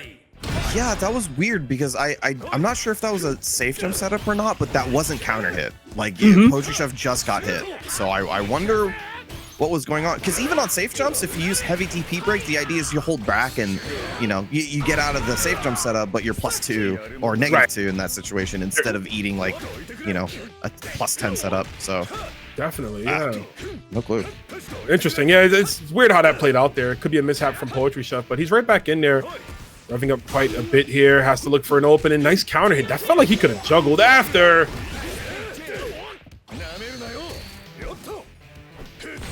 Boom, right to the face. PoetryChef coming up unlucky here, unfortunately. These interactions, but Neku gonna look to stabilize here, recover some meter, play a little ball. Light DP can find the time, chases down with the EX slash kick. Oh, try to go for his own DP break there. Oh, that was me. I think he could have went for more, but he's gonna get the Fearless Man out of the setup here. Goes for the level 1. That's gonna be enough. I was wondering where we were going to see the Fearless Man rear its ugly head. I was thinking maybe go for the overhead, right? You have the guard point on that too. Yeah. So if they try to press the button out of it, you can hit them and link off of it more consistently. One more time, tack on the super. Oof. Doesn't super confirm off the far B.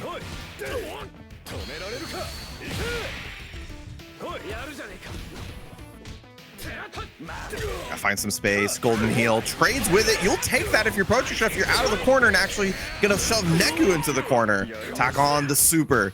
Tries to go for the overhead. Still blocked. Very nice from Neku, who is taxing, getting his rev meter taxed. And there it is. Fearless Man shows his head once again. Tack on the super. Recover some of that rev gauge. Oh, get them again with the cross up. I love it, the golden heel. And I'm not too sure if that always crosses up in the corner or if that was just Neku pressing the far C, moving himself out, enabling that. But regardless, PoetryChef, good mix-up game. And you saw Neku was blocking. He was looking for the low, right? Because we haven't represented the Fearless Man low follow-up yet. And he was expecting it coming. So I do like that PoetryChef just continue with that string long enough to go for the overhead off the Fearless Man. So that was great clap back, and we are 2-1. PoetryChef. I mean, listen, if you're interested in playing Joe, I think this is a great display for anyone in the chat. What PoetryChef is doing with this character. Like Sammy said, towards the end of season 2, he was starting to have these great results, and with these buffs now, you can really see the strengths of this character. Thankfully, I had the game up, so yeah, he Golden Heel does not take the corner, so he was just out of the corner there. Wow. And that's all. So that whole round, like that ending of the round depended on Neku's like aggressiveness, right? And trying to get out of the corner. Crazy.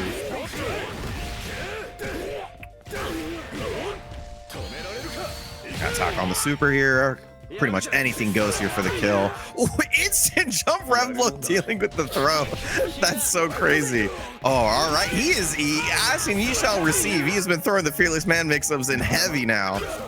All we had to do, right?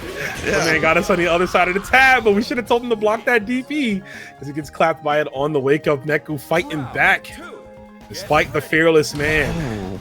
I don't know if that's DP safe because the regular thing to do after forward throw in the corner is just a light fireball. You're plus 11, I think, or something. It's really good for him, but I don't know if there's certain characters that can DP out of it. And Ronaldo DP does go very horizontal. Like it has a great range forward. Oh, tries to go for it again. Hesitation, the delay, and the 2A works out. Ooh, with the meaty 2P? That's gross. Ooh.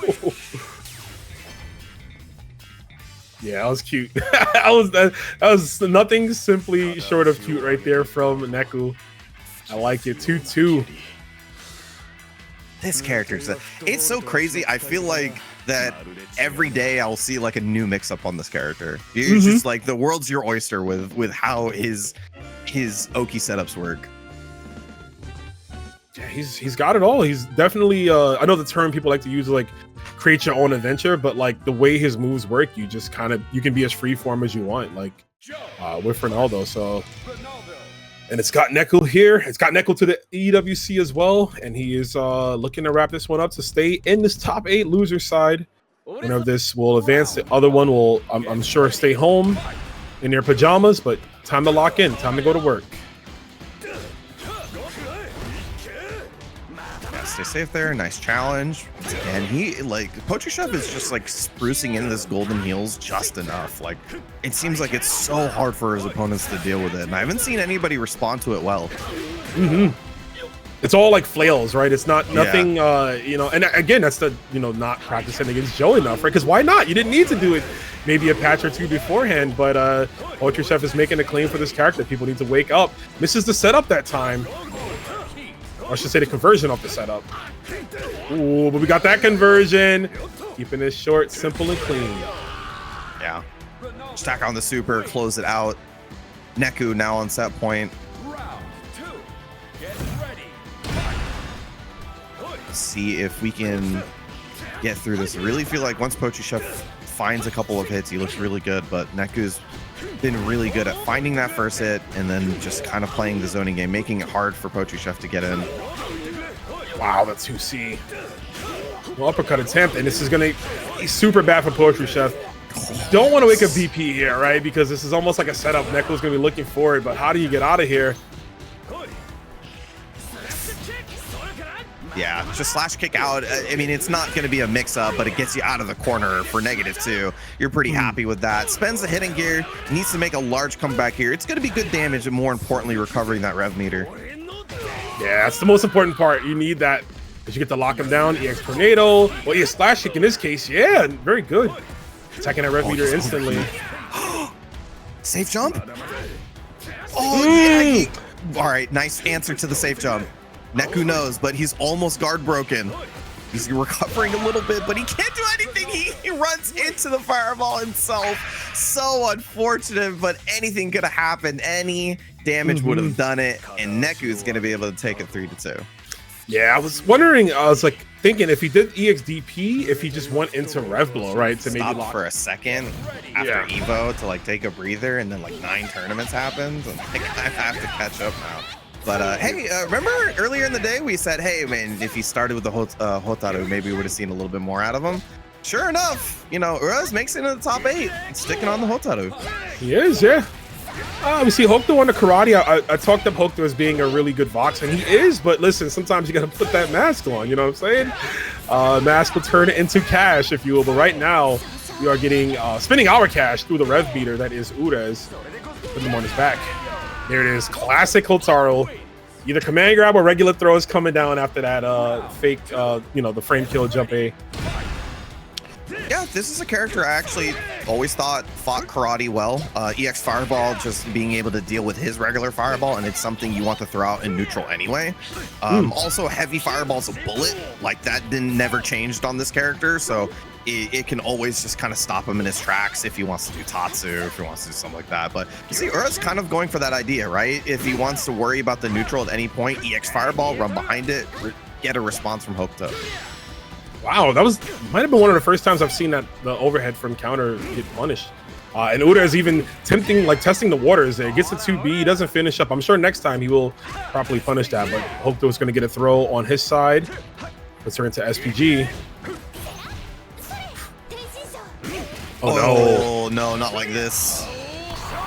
Wow, that was really early for a super. I mean, he did deal with the SPG, but I mean, I think a potential better combo might have done a little bit more on. Nonetheless, you know, still closes it out. Maybe meter optimal, got to hit EX moves afterwards. Possibly, right? I mean, he had all the resources to really go in right there for that punish, but like you said, he just kept it short. It worked out though. We got the round. One more round away from taking this first game for both of them. What a far D! That's what I like to see. Oh yeah, I like that as well too. This time not committed to the grab. And Hokuto falling for the trap that is Hotaru. Another knockdown here. Oh, that would have been, girl. I need to know how many frames that was off, because that was a universal low dodge setup to hit meaty, and he faked it. And I don't know how far he was off. That has to be close.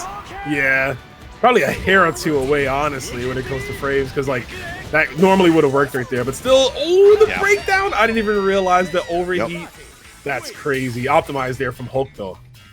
Yeah, when he's in SBG, he has one of the easiest guard breaks in the game because you legit any heavy into EX Genekyaku, into EX Tatsu, EX or Air Rev Blow. It's so deadly, man. Like he does it like you think about like all the other characters in the game, they might have to spend like maybe 3, 4, 5 EX moves to guard break you without a gap in it. He literally one heavy normal, GG's. It's nuts. It's nuts. It's so good, but he obviously needs that. He needs to be an SBG for it. So there is a caveat. Sure. What a jab check. You running up on me, little girl. Oh, we got the punish in time. Very good. Yeah. Definitely don't suggest doing that versus the fast run speed characters. I think that is like a really easy reaction for them. Dude, with Ken, you know how Ken has to punish that? He has to do rage run, and then I only get like the normal like straight kick. I don't even get like dragon lash, bro. It sucks. Yeah, exactly. I was like, what do I do? I don't even know because I also play a run character. What do I do if I have a dash? Yeah, he just kind of sauced on that one, but Urezs maintaining the life lead. Is that EX Fireball again? Yeah, doing so much in this matchup here. Ora. Stop that. I guess her heavy fireball so fast, man. Like you have to respect it even at full screen. Oh, we're spinning it. You're dead. Yeah. Yeah, very nice.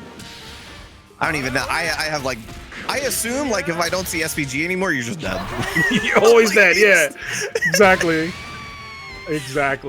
More than enough on this character. Good stuff. Hokuto's able to turn that around. Yeah, that was nicely done. I was afraid with the changes to SPG, we wouldn't see as many like round one hidden gears, but again, I guess with the players still using it at the end, we'll still be able to see it here, provided they optimize their meter and not go all the way in. As we're gonna see right here, there's the reset, just waits for nothing. Urezs trying to get out of this corner, but the pressure from Hokuto. Oh, waiting for the guard cancel rev blow, and that is going to be it. Oh my god, no, I'm a liar. That was short. Wake up level 2. Oh, listen, man. Can we make the level 2 speed the stance? Like, I'm not even asking for level. Can we make the level 2 speed the stand? Just I'm not even saying for a good reason. Like, I'm just saying to feel like your meter means something. You know what I mean? Like, I spent 2 bars on this and it means nothing to you? You don't care. You really don't care about me after all, huh? Oh my god, chat, say it with me. Hey. Another 6 months, baby. Oh man. 6 months for you to start labbing, y'all. This character's not infallible. I said that in season 2. Like I was like, there's things you can do. We watched Mitsuhashi dispatch nearly every karate player in front of him. Oh, it's not impossible. Definitely. Even Nemo too. The way Nemo played like K-Top, right? Like you can see these guys are like they're getting so pissed at the character that they're like optimizing how to beat him. And honestly, that's what it takes to be a top player. You need to have that in your back pocket at all times. So yeah.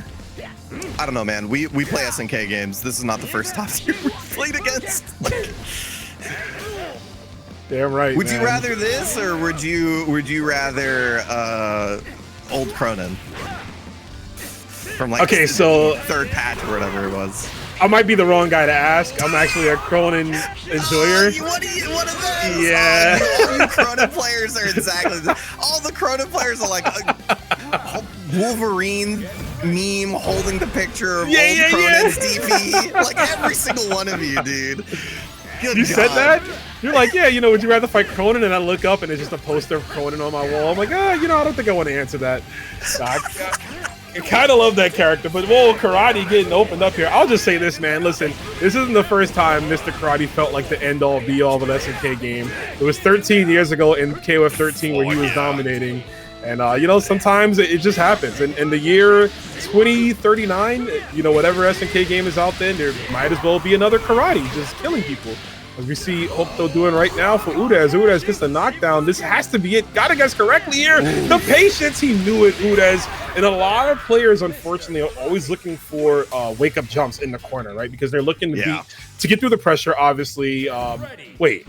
No? Huh? That is Dany Maza on Rock? That's, yeah. Your eyes do not deceive you. Well, all right. Okay.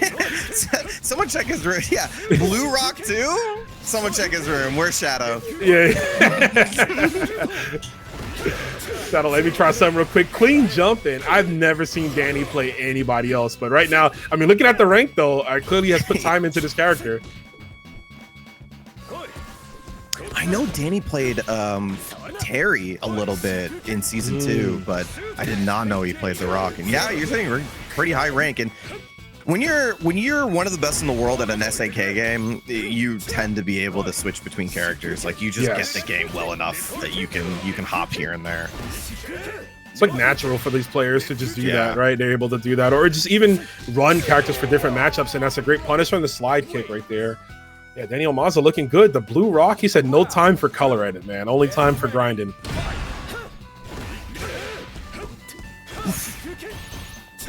Yeah, it's not going to close the space anymore. The run speed reduction, also the recovery increase on all of the Shippudens, like, just makes it really, really difficult for you to get all the way in now on the EX moves. Oh, yeah. Oh, the hesitation to see. That's max range, too. We're going to get the full confirm. There's a knockdown. Yeah, EX Shippuden once again, just like, really good to control the space still. It will close somewhat of the gap for you. Yeah, it still hits at that awkward angle, right? The only thing now is obviously the recovery, so it's easier to punish if you read it, but there's so many cases where it just doesn't, like, players are not ready for it, right? Even from a range, like from right there, it's going to be hard to close a distance on it. Yeah. So, like, at the minimum, you toss it out, it makes the opponent still think about it, but it's not going to get you in all the way for free anymore. Mm-hmm. What you want in a fighting game? You want decisions. All the time, yeah.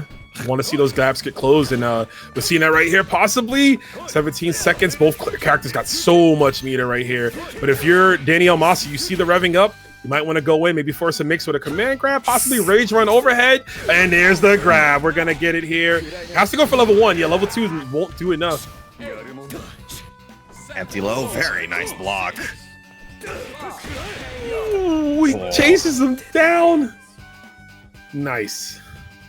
I have to remember what the frame data was for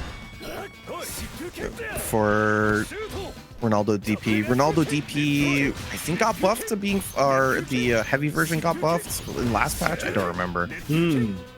I have to think about it a little bit more. The empty low might have been able to beat heavy DP break for safe jump. The empty low on the side of Dany? Yeah. When he went for the empty low there, it might have been able to beat the heavy TP break, because after jump in empty, it'll be -2, and then he can press 2B there, which is 5 frames. So if it's 7 frames and his heavy DP break's still 8 frames, then the empty low is still safe to that. Oh, nice. Yeah, that's good. That might have worked there. Definitely a scenario I'd like to see possibly again if we can get there. But right now, the patience from Dany. Dany's locked and loaded. He's got all the bar he needs to do some big damage. But Neku's slowing the pacing of the game down yet again, and he finds the opening. That's huge. Yeah. Takes him out of SPG. Super confirmed. It has a bar left, so nearly anything will do it if he finds a nice clean hit. Doesn't get the mix-up he wanted, I don't think, because Neku didn't really get him on block. Gets a opening and returns the favor right after the super. Neku's able to take it. I know for sure that was a rev hop. Like, he didn't do that manually. He was holding that rev button down and was just holding up on wake up, like, to make sure he got the hop and not the full jump. Good stuff from Neku. Are we going right back to the Rock? Dany, you know what? Maybe, looking into another character. You mentioned it before, but like SNK players usually, due to the nature of like some people playing KOF, like they're just able to play multiple characters at once. But also the best players in the game should know how to play every character from a basic fundamental standpoint, right? Of Yeah. knowing how to fight them and how to deal with them. So, hey, listen, if you want to play Billy, but you want another character in your arsenal, Rock is right there. You know, it makes sense to move on to another strong character to maybe cover some matchups that Billy has to work a little harder in. Yeah, and you'll want a character that has a fireball, has a DP, right? Like covers the other side that Billy doesn't. Feel liberated. I know, you get to run. Yeah. It's crazy. I'm gonna take your shit on wake up. Hold up, you know. Ooh. Yeah, fireballs through, keeps it up. What are we doing here? I thought this was a fighting game. Man, busted out the FIFA real quick. Yo, it's funny because at the EWC they had this they had like a players lounge, right? Which was a really cool room for players to kind of chill out. So the Fatal Fury players that were there from Mexico, they were all playing like FIFA. And the player talent rooms, when they weren't laughing, I was dying. It was like as soon as they got eliminated from bracket, they were like, "Oh, we're chilling." Like they went to Disney and everything. They were just enjoying France. It was so funny. That's sick. I would have loved to see that. Oh, the chase down. Reversal throw. He uses a pixel of health. Does he get him on this? Yep. Oh my god. He broke it. Dude, the after image of Ronaldo was sick. He was like, "Oh my god, bro." Oh, dude. He got thrown into a different reality. That character was gone. I mean, left this plane of existence, seeking his ancestors. That was a case of break being optimal too. We were just talking about it because he got to build meter afterwards. Yeah, I think he broke it preemptively, like just in case it doesn't work. Even though breaks don't like leave you safe, some people might not be ready to punish, right? Because they might assume that, or they assume like the full version is coming, right? Yeah. So they're not ready. So I like to think that might have been one of the thought processes of Dany, but right now he is on a round here, looking to close this out, tied around, but no, we get whiff punish. Yeah, huge whiff punish. This character does so much damage on a wild punish. Final round. Get ready. Man, back and forward action here. It's a slide. I wonder if we see a switch from Dany if he goes down this one. It'd be a 2-0 deficit, which would be crucial for him. Oof. Tries to whiff punish there, doesn't get it. Trying to close the distance now. And again, Neku just opting to stay out that range. You see the way he's playing, right? He's just he's zoning from that far, but it's also just to be cognizant of when Dany likes to advance in, whether it's with Rev Blow or with Elbow, preemptively before all this happened. We're going to spin every last drop of it, going into the hidden gear, showing you what Terry has taught us, even if this won't kill because of the final SPG. Oh, you're dead. Never mind. I lied. But it's also like, because it's one hit, right? It's just one giant geyser. Yeah, but it's still all the last hit's still all in SPG because the way that the scaling works for the SPG is that it doesn't do it incrementally. Like if you're outside of SPG, it just calculates the damage modifier and then what you got hit by, and then just takes the chunk. But it doesn't like lean into it, if that makes any sense. Also in this game, I don't know why, by the way, this is way too nerdy for anybody to actually know, so bear with me. I don't know why, but KOF omits the decimal and City of the Wolves doesn't. I have no clue why. Like they just decided this game decided that it's gonna hold the decimal, you just can't see it. Get ready. That's crazy. So I'm sitting there like trying to learn the new SPG because they changed the final scaling on no SPG and final SPG now, where it's instead of the final spend from or the Rev Excel being 25 15 10, it's 25 15 12 now.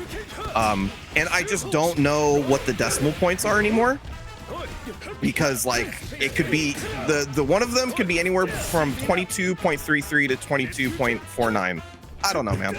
It's there. Listen, again, we're gonna have to call you the Mike Tenay of Fatal Fury, bro. The Professor. That is the new nickname for Samifish. I mean, he is super smart in this game, and asking the, answering the questions, I should say, looking for questions, I should say, sorry, that no one is thinking about, right? And that's so good. I can't even get my words correctly, but right now we're trying to get this combo correctly right here. Opening. Oh no. Big drop from Dany there. Ooh, very nice. He took the minus frames and he didn't get the just frame, or the just defend, which would give you the punish on the tackle, and instead just ran up and caught him on the timing. That was so good. Yeah, delicious read right there from Dany. Right now, man, the momentum's on his favor. Dany also, we talk about obviously just him being a strong player, but one of his great assets is like he has some of the best adaptability of any player. Yes. Very rarely will I see Dany go down in like a 3-0 or a 2-0. Yeah. It's almost like he's always figuring things out, even if he loses the first game. I think the last time I watched him lose 3-0, he won the tournament after. Like he just like, I think he got blown up by like Xiaohai or Goichi, I think it was, and then like literally afterwards he just went to, oh no, it was, whoa, I don't remember, but he won Fight for Glory afterwards. It was what this was. He said, my bad, y'all, hold up, let me get the Liquipedia right. But right now though, meeting of the minds, that far C, super good tool from Ronaldo. Tries to bait that out too, but he jumped too early and got clipped by the second part of that rev blow on the skies. Ooh, huge. He's still an SPG, by the way.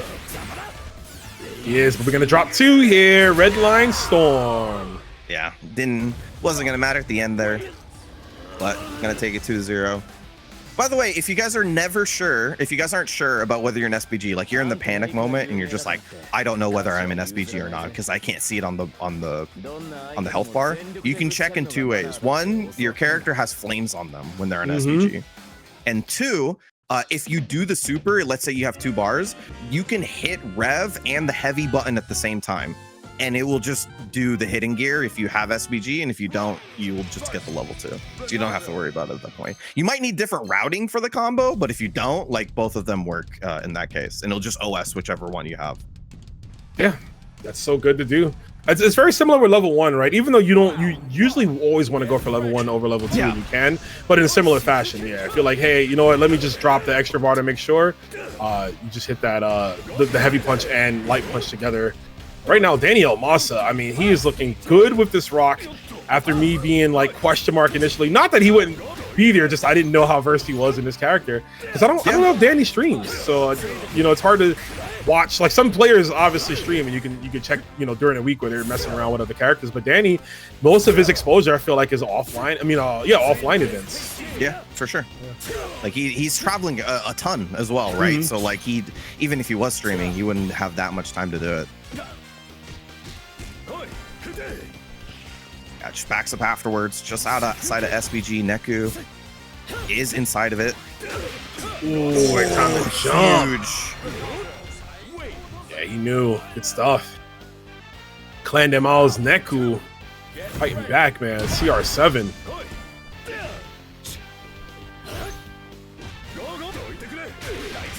Ooh, nice. Yeah, it had all the notifications on that. Reversal, invincibility, wild punish, and knuckles. That was crazy. Yeah, fighting games give you dissertations now when something happens on the screen. Wow, great way to avoid the red blow there. Attack on the super. Yeah, not gonna kill, but give you a hard knockdown for this final sequence. Oh, got the hit, no confirm. Yeah, again, thinking too far ahead, right? Like, oh, expecting he's gonna block this. Drops the follow-up. I think you just want to go right into far B from that, right? Whoa. Here we go. Elbow, EX shoulder tackle there. Neku taking that one. It's 2-2. Wonder if we're going to get a switch from Dany or if we're just going to commit to the rock. Keep improving with this character. Let's see what happens here. And I see somebody in the chat saying Billy still works. Yeah, Billy is still good. I don't think Dany's not dropping Billy. It's more so maybe just, you know, trying to get another character up there so he can have the option and the versatility to switch between characters for certain matchups. It might be necessary now.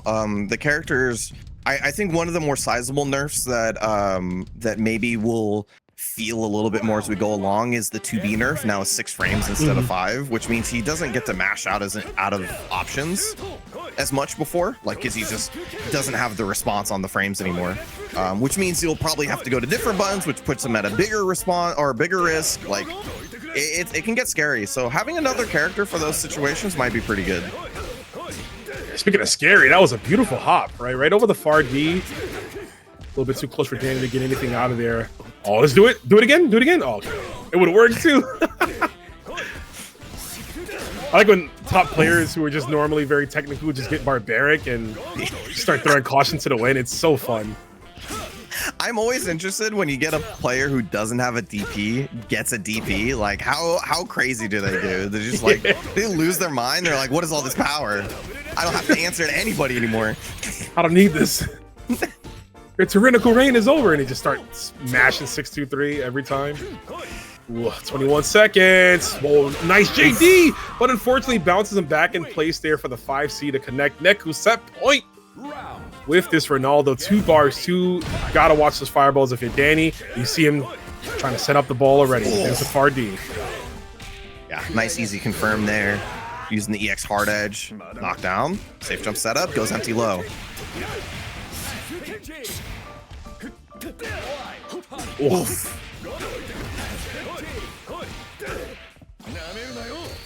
Nice confirm. He's gonna go for the level 1 here. That's understandably so. Looking for another hit to kill, another fake out. But the pressure from Dany, he can't rev guard forever. Oh, hit him out of the air. Still back in the same situation here. Just get the dust defend, but doesn't press anything afterwards. Yeah, he missed his opportunity to go for a super. Double 2Bs, but I mean 2Bs, but no follow up there. Neku looking to stabilize, recover some of that meter. Both of them got to be looking for. We might see Ikshipuken, of course, just to lock him down. Oh, come on, bro. This guy's too good. Beautifully spaced right there. Neku's gonna take it 3-2 over Dany. Yeah, I was started to see how they were both playing at the end, obviously looking for their zoning capabilities. Neku eyes on the prize though, right? Looking for that spacing, and we see him there. The change already for Rock, right? I don't know if that... You know how those cops hate pedestrians. Oh God! All right, so this is what we expected early on from Hokuto, right? A lot of the namesake is to the Vox, but we saw the karate before. Doesn't want to run the mirror, and I understand that. Let's see what he can show off here.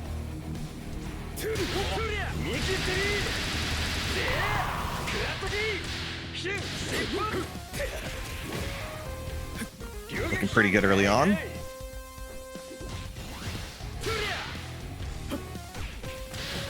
Oh, nice. Good confirm off the plus ace, by the way.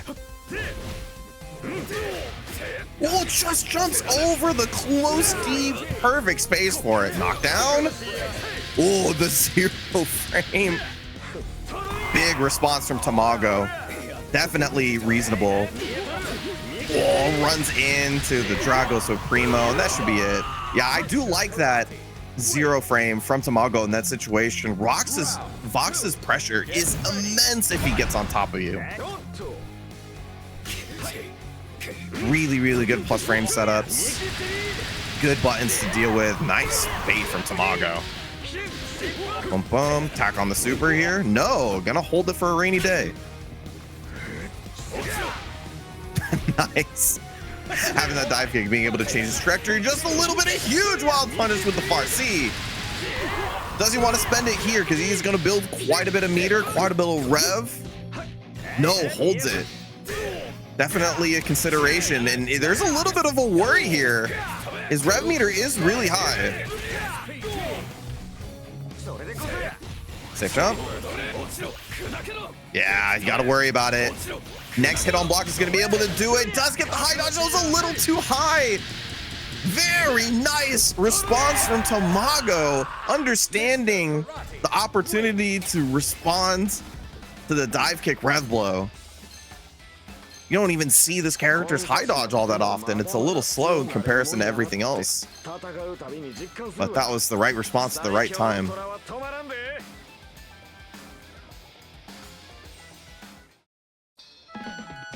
All right, sticking on the Vox. That's what I like to see. I really want to see more of this character. You know, Arusu's like it was definitely like one of the, there was like 2 or 3 Vox players to watch in the world, like Arusu and Pampina was another one too. Pampina, yeah, thank you. He was so good, dude. Unbelievable on that character. So like now that Hokuto, maybe we get to see a little bit more for him on this. I'd love to see it, dude. This character, I think, has a lot going for him now. He's just somebody unlock it.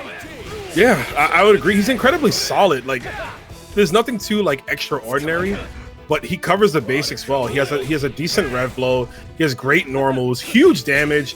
One of the better DP breaks for pressure, right? Just the way it leaves him. And he has a command grab that he can go for some more stuff. But right now, Tamago doesn't give a damn about that as he's going all the way in here. The pressure is on, trying to find a way out here. We might need to guard cancel. Waits for the... Oh, we get it. We get the throw. Scrambly, but we close it out. Round 2. Get ready. Fight. Nice. Oh, got him again. Perfect that time. Yeah, it was in that perfect far D range too, right? So that's just a good read from Tamago. I mean, it's a really good button from Vox, and one that you'll see quite often. So corner. There's a command grab. Those for the regular one, so we can't extend it. Ooh, the meaty close. Oh, this is so much damage. Look at these routes. We get the safe jump too. We get dash, jump D. Oh, it goes to the other side actually. So he actually has two. Yeah, he has either the jump D or you start right there. You can go on the other side. Gets to confirm on the way down though. Hokuto Shinken, man. This is the real one right here. Put that mask on, boy. Not that fake crap you got. He said yours was inherited. Mine was stolen. Nah, this was inherited too from Grant. He took it from This him. one's got blood on it. Oh, it does. Your mask is not real. I listen to jazz music. That makes me better than you. I'm friends with billionaires. And Karate's just like, brother, I am a billionaire. Round 1. Get ready. Fight. Do you see what I'm wearing? This is Gucci. All of it. Gucci down to the boxers. Could you put like patterns on the mask? I didn't really do too much color edit with Karate, so I wonder if because you know what? My guess is that you can't even change the color of the mask. Oh no, you could. I've seen different color masks. You've seen different color masks? Yeah. I feel like I see it red every time. There's I don't remember the player. Chat might have to help me out, but there's a Karate player who has like a piccolo color, so the mask is like green. Oh, okay. Yeah, I've seen that one before. Ooh, there's a throw. Right back at you. Back throw incident? No, thank you.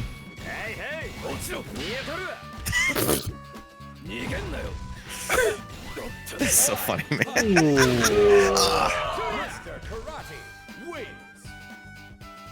A couple of big whiff finishes there with the far C now.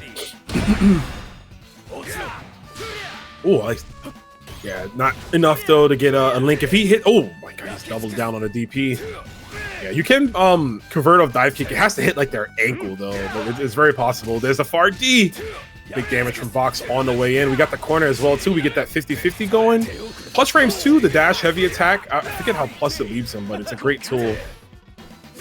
Just throw it out every once in a while. 2C anti-air.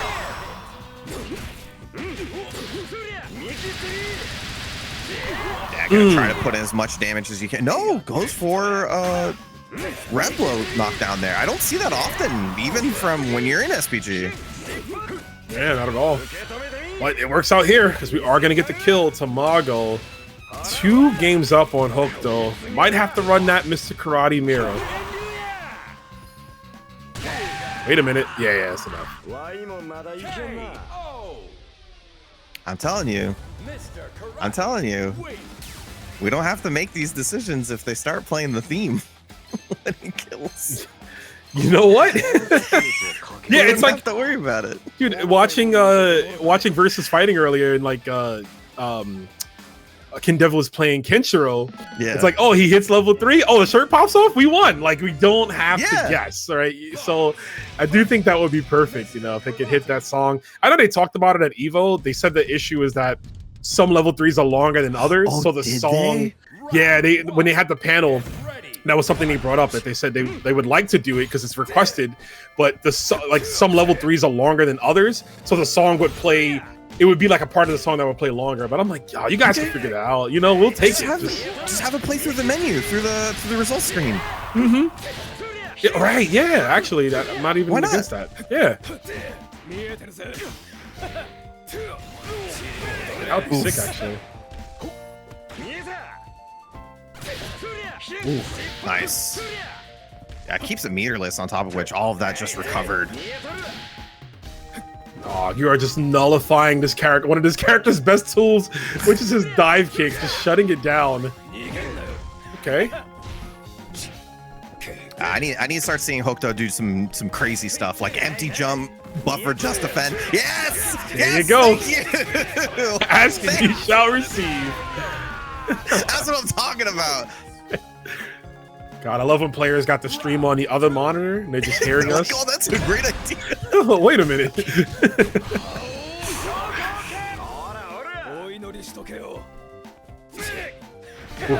Oof. Using that 2C, it's something you don't see often, is like actual normals that look like anti-airs being used as anti-airs, right? Because they're kind of finicky in moments. Yeah, but there's a couple of them in the game that are like really fast, like Voxes, right? Like, so I can definitely see it as a response, because I think that Vox's high dodge isn't that good, all things considered. So you'll take a trade, honestly, with the 2C. It's not bad, and if you get if you read the normal, you get the counter hit, you can even extend it into DP break. But right now, the only thing getting extended is Tamago's tournament life, as he is on set point. Final round here, Hokuto gotta figure things out, man. He's been having some brilliant spots in the matchup, but I mean, Tamago just closing it out where it's crucial. Oof. God, that far D, dude. It's the tool that brings his whole kit together. You know, speaking to that wild punish buff, right? Slightly more damage on all of the combos. Farty is an incredible wild punish tool. Oh yeah, benefits him even more, actually. Didn't think about that. Vox already has good damage. Like, the damage is never a problem, right? It's just, like I said, it just feels like his tools are not... He feels like a jack of all trades kind of guy, where he's just, like, average at everything he does, you know? Outside of a few normals being, like, pretty solid at his damage. But there's the rev blow.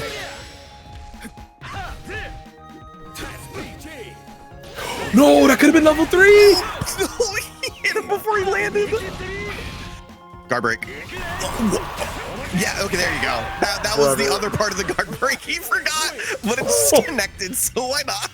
So, like, go ahead and play them. Do I think that characters like, let's say, Geese can win a tournament? No, I don't. Sure, if you're Snasty, like, be my guest, win a tournament, but like, you gotta be the best Dan Geese player this galaxy has ever seen, right? Yeah. Or you could be, or you know, Buzz Lightyear. I mean, you could be another Billy Kane who just happens to be really good on that day, right? So like, it comes down to it's like there's quite a few nuances with that, and I'd be happy to get more into that discussion. But we got winners finals, and what a proper stage, right? The showcase here in front of this beautiful audience. Supergrenas versus Kula. You have the zoning style versus Preecha, who's got some strong anti-zoning capabilities, you know, with her super, of course, able to lock down, of course, the dash into very fast. She can close the distance in the blink of an eye. Yeah, but being an SPG, the rev blow definitely going to help once you're about like half screen range. Just forward moving rev blow, very nice in those cases. But it seems like Kula's understood that quite well once he's gotten to that range. What a 2D, dude. That was like super duper max range, not even kind of max range.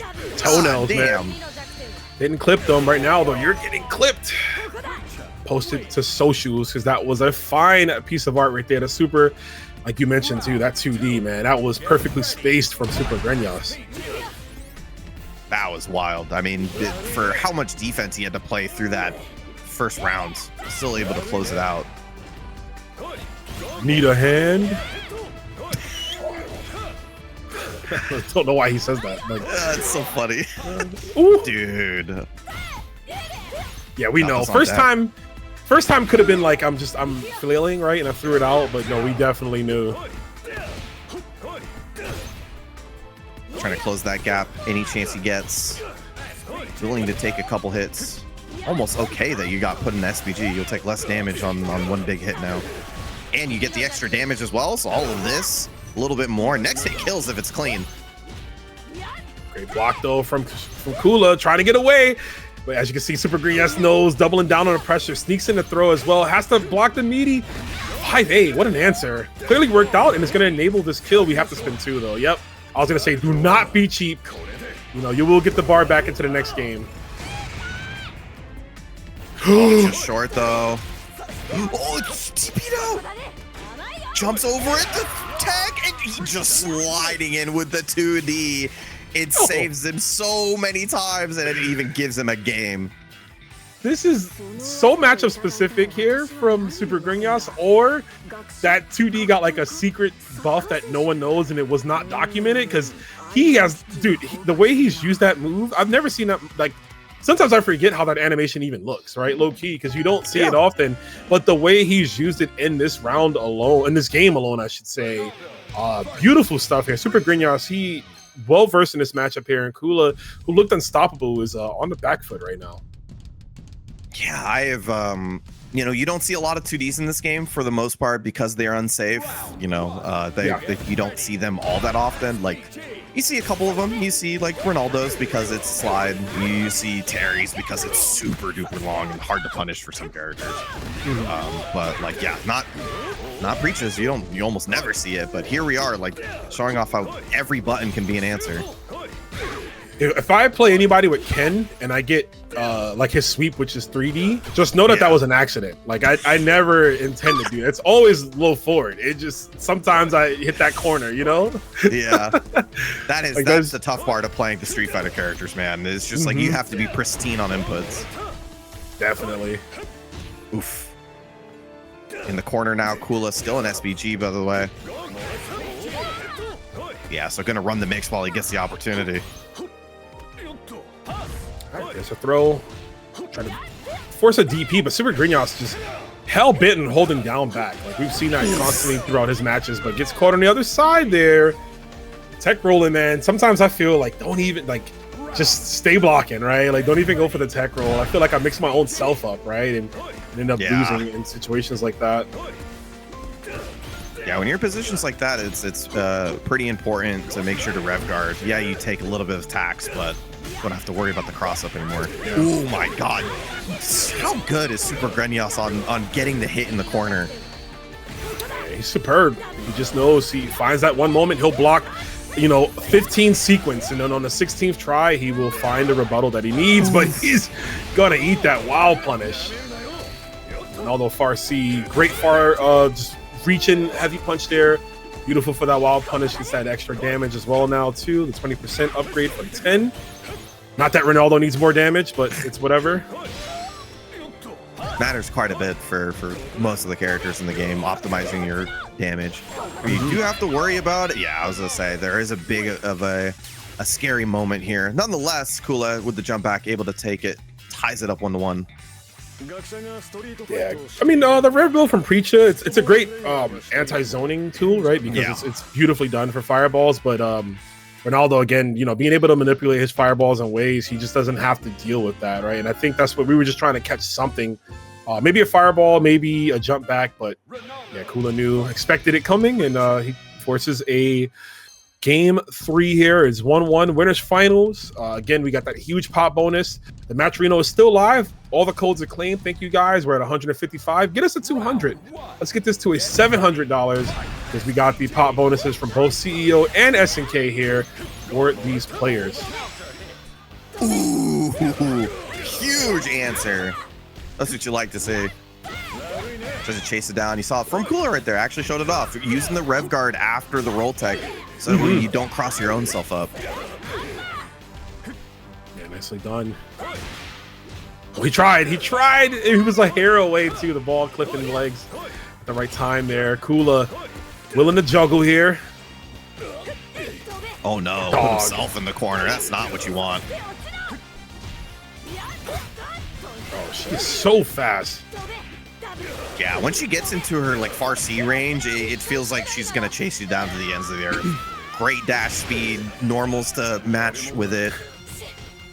You said the ends of the earth, and I'm thinking about that Spider-Man clip. Shocker! He's just screaming. Kula!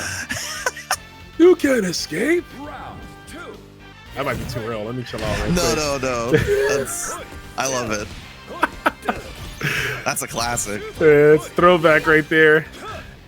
Grenyas with the round up. Ooh, Nice. yeah, want some mini rev blows. Fortunately, a bit expensive, but you are a round up. Nice throw tech, and Kula spent a lot on this. Does. I was gonna mention too, that's such a fun mindset of like being up a round or a game, so you're like you can afford to do some things that might not be as unconventional, but could still have some could bear fruits, if you will. Whoa! That was crazy. What a whiff punish. Don't think I've ever seen a ZX run used in that context there. That was nice. Yeah, but great closeout. And you know, Grenyas like basically gets the refund, right? Like he spends it on beating the rev blow, but didn't get it and spent his whole bar getting hit. Pretty much it was free, so you know, might as well.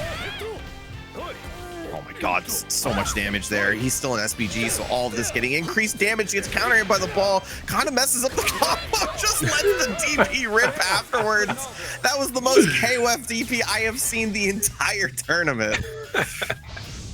Yep, drops the setup. It's a-okay. You're gonna press the button. It's just natural.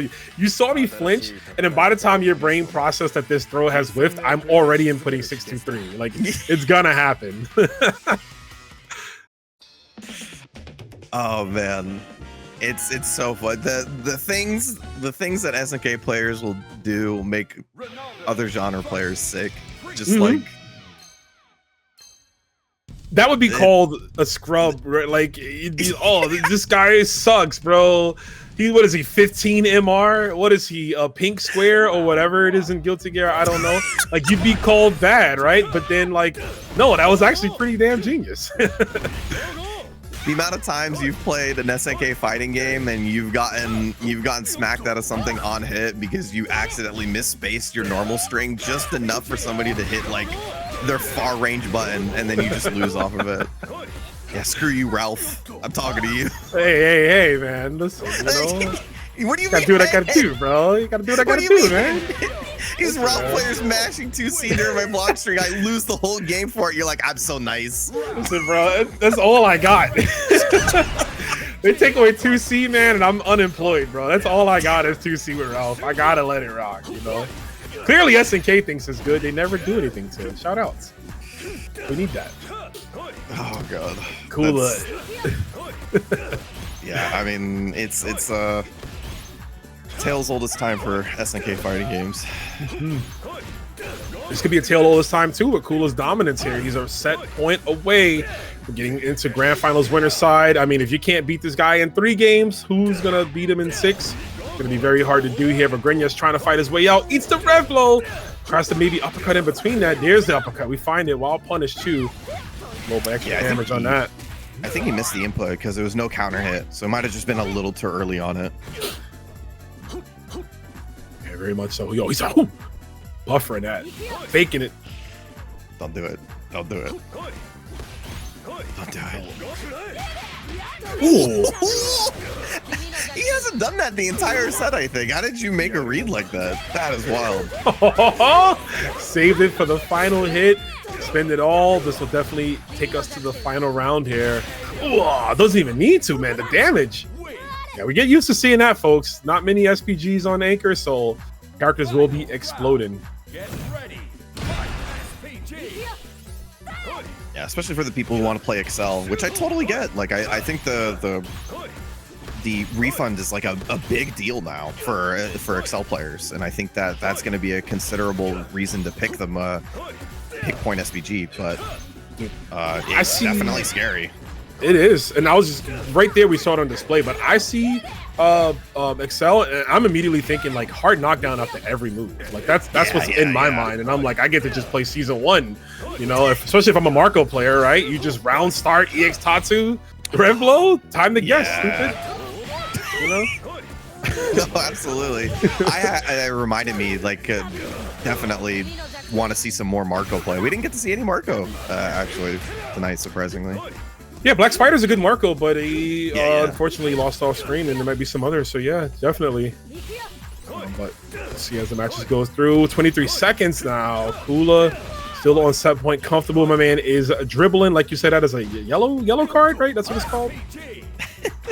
With your hands? Yeah, you deserve yellow. No dribbling. Oh no, not like this. This is gonna hurt. This is gonna hurt a lot. It's a lot. We got to guess again too. Think fast, Kula.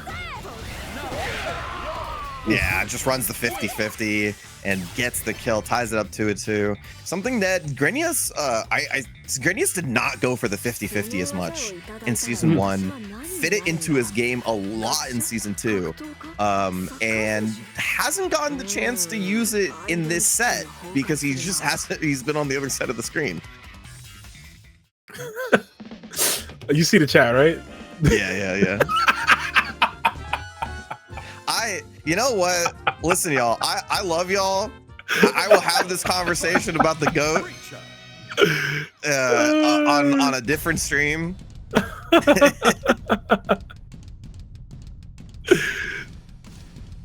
Oh God. Hey, there's only one GOAT in this household, man, and he doesn't play football. His name is Jalen Brunson, baby. Jalen Brunson for maybe he's the guest character that we're gonna get. You know what I'm saying? That'd be so sick. JB, I'm with it. Oh, dude, how many minutes until after Duck King comes out we get the Mets color, or not the Mets, the Knicks colors? That's the Knicks colors, whatever. Dude, his default is probably Knicks colors, right? I think he normally has like orange and blue. So you might be right. We out. Ooh, nice DP. Okay, that's where Kula gets crazy. Yeah, he's got some of the best throws already, mixing things up though. Didn't go for it immediately after. But if you're Grenas, how long can you block here? What a great JD on the heavy DP break. Yeah, still in the corner though, so you're eating all of this damage. Gonna build the next bar on the hit. So yeah, just nearly anything will go. Gets the throw. Doesn't respond in time, unfortunately. Put himself in overheat though, so you're almost okay with that if you're Kula. Yeah, gonna have to chip him out. Straight sequence there. If you're Grenas, I know he was looking for maybe just a whiff punish Farsi. He could have did like whiff Farsi into level 3, and that would have been enough to kill, right? Just because of the big damage. But we are on the set point again for Kula. And look at the changing of the pacing there. That last game, we saw him just hounding him with throw setups in the corner, and already back to just playing defensively.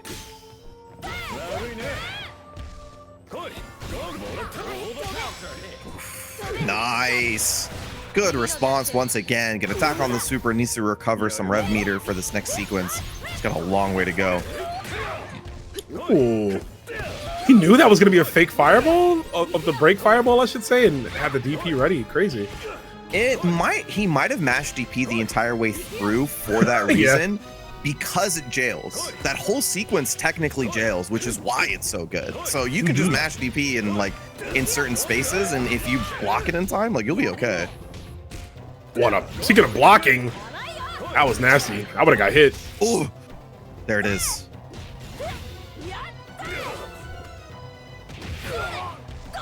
All right, fireball's in. Tries to go for the meaty overhead setup. You block here. This is going to hurt. If you drop, just one is enough. Yeah, I forgot that knee, the EX knee. It's like B.Jenet's counter, where like all the damage is in her ass. Like all the damage is in Preecha's knee right there. It is crazy, bro. Shining Wizard, straight to the dome. Yeah, it's really important to route into the corner because it just does so much damage. Final game, final round. Both players trying to get that comfortable winners, the glorious grand final winners position. Yeah, I mean, when it sets this close, you know it's gonna mean a lot. That might be the funniest hitting gear whip in the game period, dude.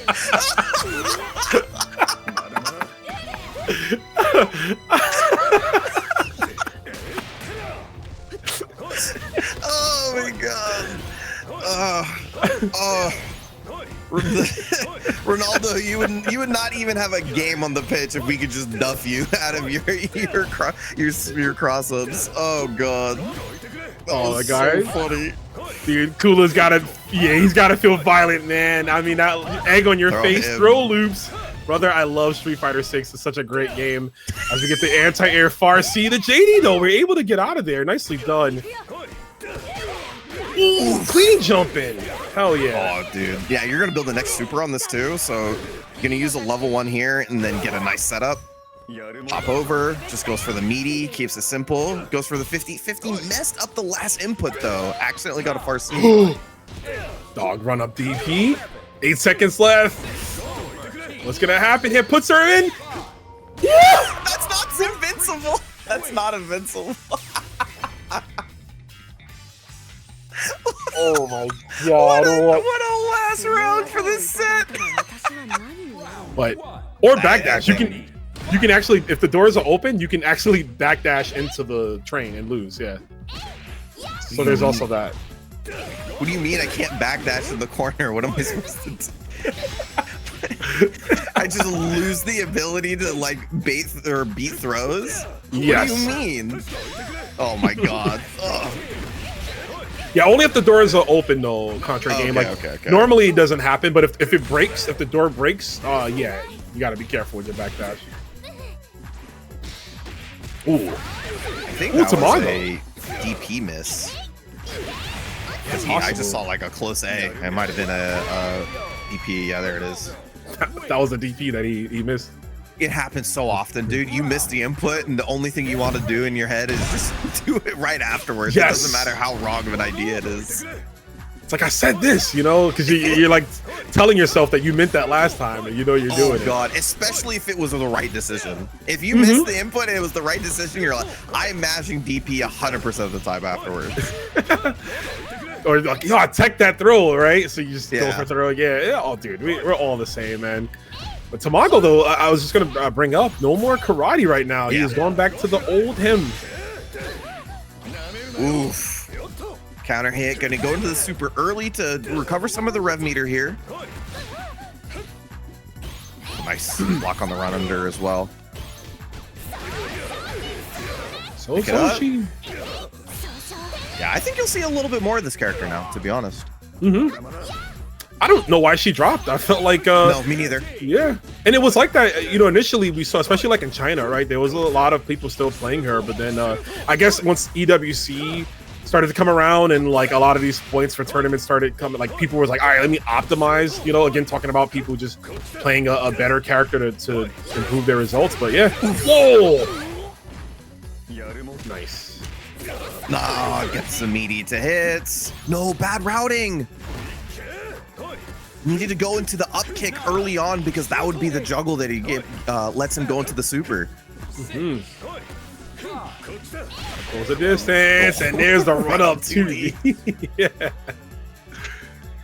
Interesting options. We got that Dudley music. I'm not gonna lie, this was a great choice for the Salvatore stage because it looks like the DJ is playing it.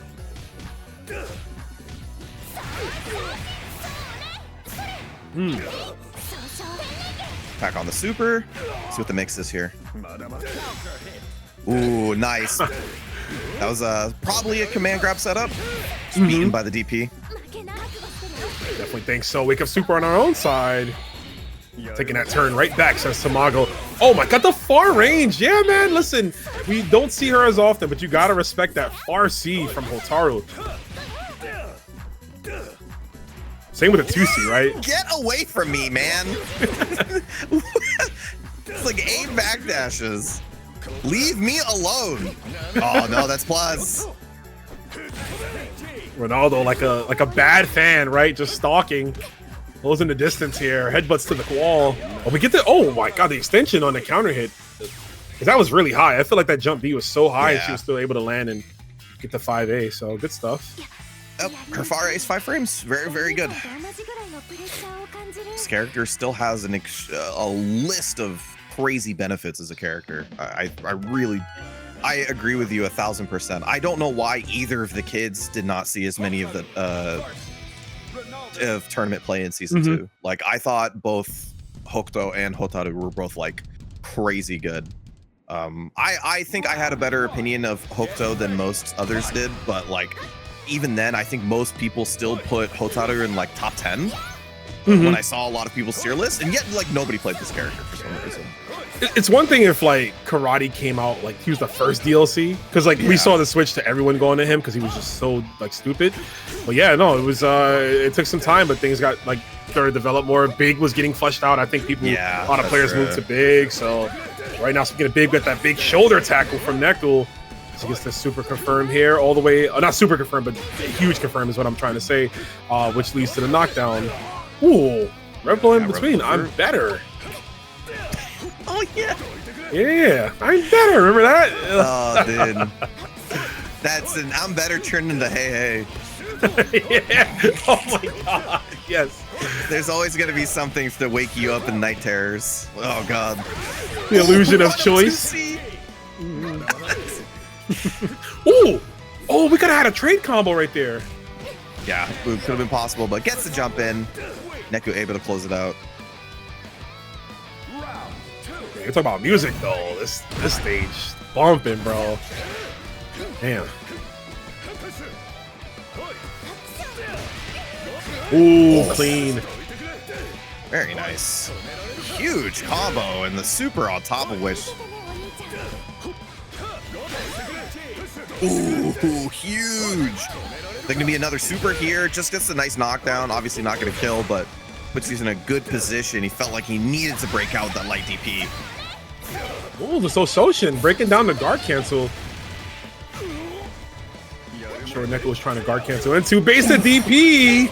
Let's go. Huge damage for Tamago. One more knockdown too. Might be too obvious to go for command grab, right? So we maybe meaty overhead. Let's see what we got. Ooh, double jump. Okay. Yeah, your meaty command grab is a little hard in that position, just because of the frame data that you get in the corner, but it's not impossible. I think a lot of people I see go for meaty heavy up kick there a lot of the time, which is a little hard on DP characters because it just has quite a bit of startup. It's not a bad tool indeed. Damn, look at the damage though. I wasn't even paying attention to that. That brother hits hard. For all the things the character has, it is always surprising that damage is one of them because it feels like everything else is so good on this kid. Great punish too from the side of Tamago. He's revving up. Had to clap back in some way, man. You don't want to be put into overheat against Ronaldo. We've seen what happened with the pressure from Neku.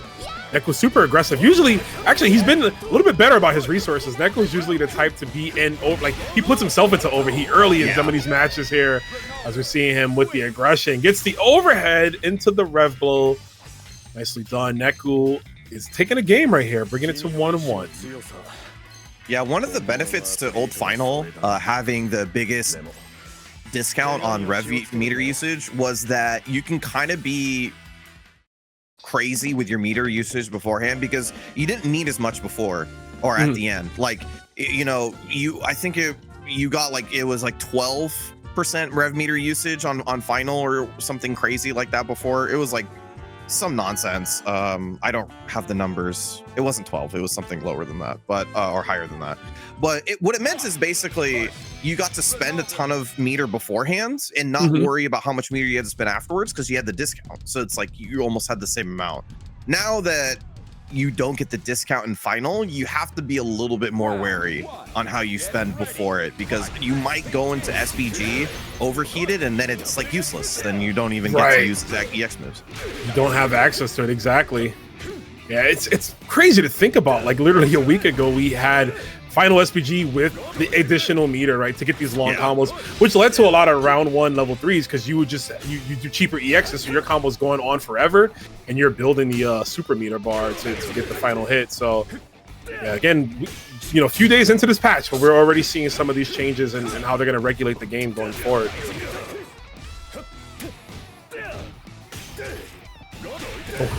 Ooh. Very nice. Boom. Yeah, it doesn't need to do much here. You can kind of sit at full screen, toss fireball. Right over. Too far for the follow-up, though. And we get the elbow. I like that. Oh, no, but too high for the rest of the Shining Knuckle. That's a spacing dependent right there. Got to let them fall a bit, but obviously, you know, as a player, you want to kind of get that combo in as fast as you can. Delaying it could trip up some of your inputs there. Tamago try to make the best out of an awkward situation. But right now, he is down a round here, and Neku looking to wrap this one up. Tamago, thankfully, it is 3 out of 5, right? So he has a chance to go back if he loses. But We're seeing The Rock cycling through characters. Yeah, you know, early on in the season, right? So might be trying out some new things. I still wish there was a world where Tamago played Blue Mary, but I understand like Mary in this game is completely different, right? She's never played like this before. Yeah. I totally understand that, but you know, you watch his Mary in KOF and it's so inspiring. Inspiring is the word for it. I hate that character. I kind of hate her. I love her in City of the Wolves. I hate her in 15, dude. What do you mean this character just pops at me and I fear for my entire life? You have to hold every single bit of it, right? And then God, stupid 2A. Yeah, for sure. For sure. Mary is definitely a problem. Right now, Neku looking like one as well. CR7 2-1 right now. Getting a third character, the karate. I love Mary in this game because they did a lot of cool things, not only with her kit, but with her design as well. The jackets, absolutely fire. The her hitting gear is like genuinely like top 3 my favorites in the game. Beautiful. It is so freaking cool. Yeah. You know that theory of like, you know, you spend a lot of time with your significant other and you just morph into them. So now she's just hitting power geysers, you know what I'm saying? Like we need Terry to start like grabbing people by the ankles, hitting the Cesaro swing. That's what we need now. All right, Tamago, back to the old new him. Green Goblin mask, right? You had to put it back on. It calls to you. Finish it! Deliver us from evil! Ooh, wake up 5A. Counter hit confirmed too.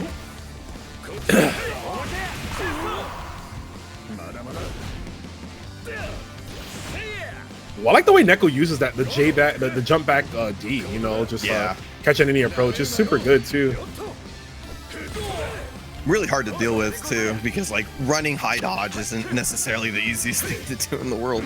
Right. So, and if you're a DP character, yeah, that is an option, but you know, a lot of the times it's hard to even do that. It's a hard read. Oh. Running on in, Tamago. Oh, nice. And the ball. Yep. Ball is life. I love that Neku backdash on the DP break. Like, you can have the -2, man. It's all yours. Like, I'm out of here. Just keep it safe. No parts of this. Yeah, I mean, he's up right now, too. And you can see it in the confidence in his play, the mentality here. Ooh.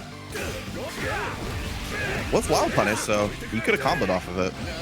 Yeah. You could tell that was not a situation Tamago was ready for, unfortunately. Yeah.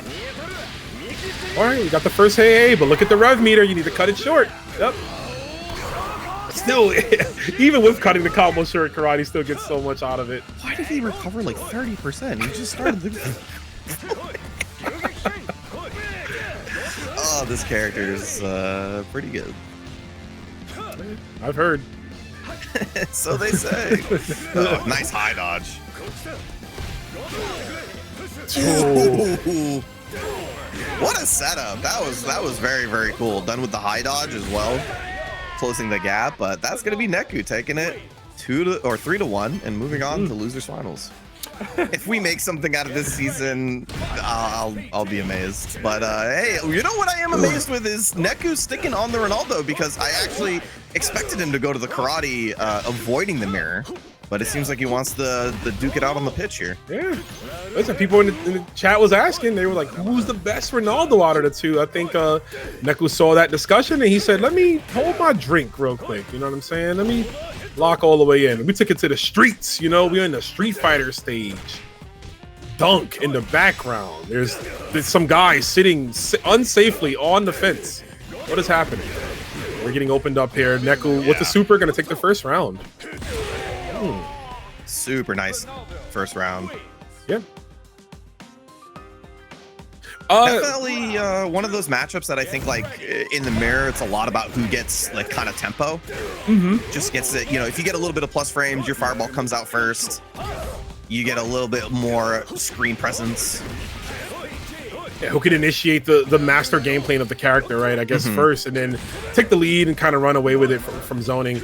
But I was just going to ask you, Sammy, as a football fan, I know the colors for Ronaldo, these are based off the previous teams he's played for. What do you know these jerseys that they're supposed to be? This is probably United and Real Madrid. Okay. I think that's what they're going for here on the red and white. Because I think he has, doesn't he have a striped one for Juventus? Yes, he does. I don't remember. Yeah, okay. Yeah, no one uses it, but he does. I think Diaphone used it when he played, but that was it. But yeah, he had that one.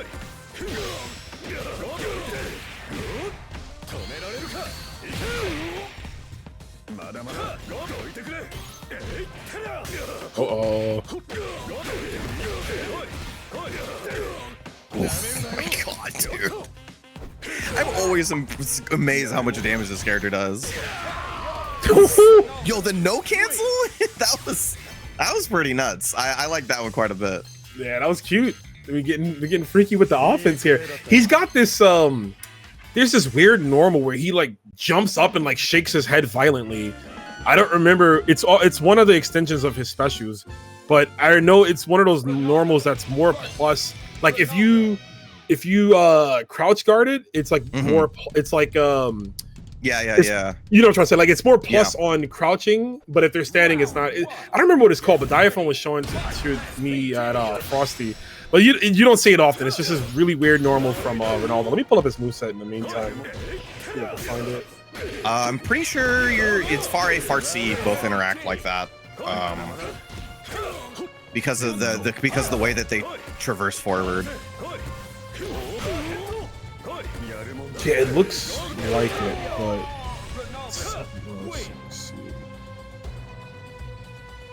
Round 2. Get ready. oh, it's okay. It's called headed clearance.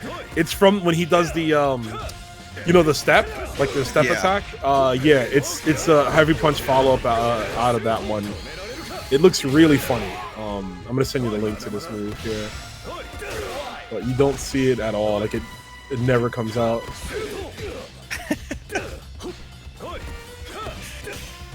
Like, what are you doing, bro? Oh, this move. Yeah, you're right. It doesn't happen. It like never.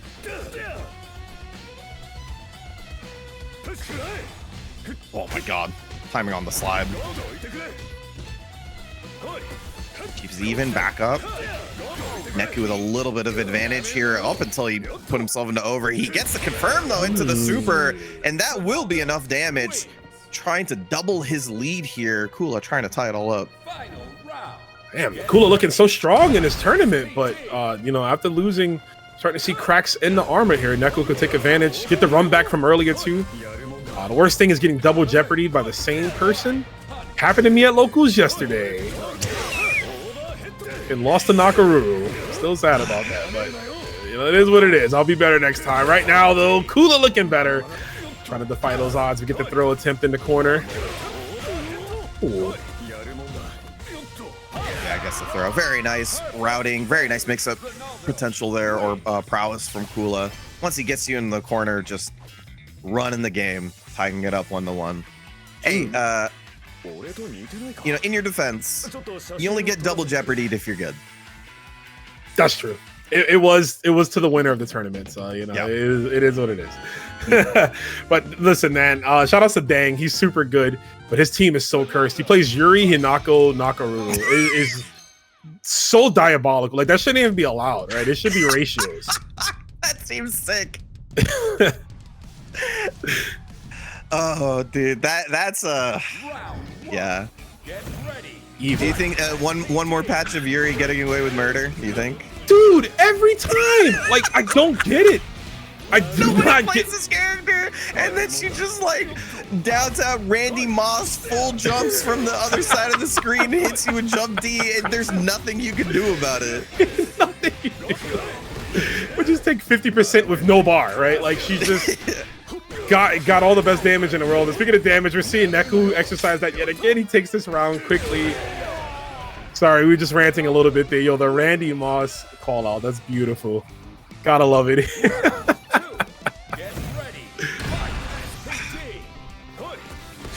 That was the GOAT in NFL Blitz, bro. Oh yeah. That's right.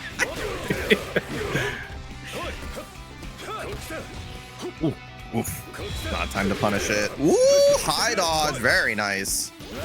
Keeps it cheap though. He does scale the combo quite a bit, so just recovering the rev meter there. Very good. Wow, we are not caring about defense at all. Gets the legs clipped, goes for the super. And now Neku gets to set up the ball. Guess one more time if you're, and you don't. Space it out too, so he got kind of the tip of that overhead just in case. And he didn't do it immediately either. So I think even Kula is sitting there thinking what's going to happen, and then it might have surprised him. All right, set point.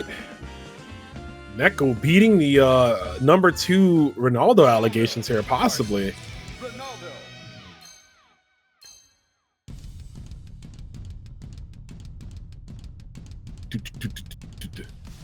I hear this and I always think about G-Unit. Oh, I just think of the beginning of Bad Teacher. Oh, I'm not sure from the movie Bad Teacher? No, song from Van Halen. Oh, yeah, no, I'm not cultured, bro. No, that's fine. It's my dad. It forced me on oldest shit music. See, I got the oldest shit music, but I got all the like Temptations and stuff like that. You know, I didn't get the cool rock music from the 70s.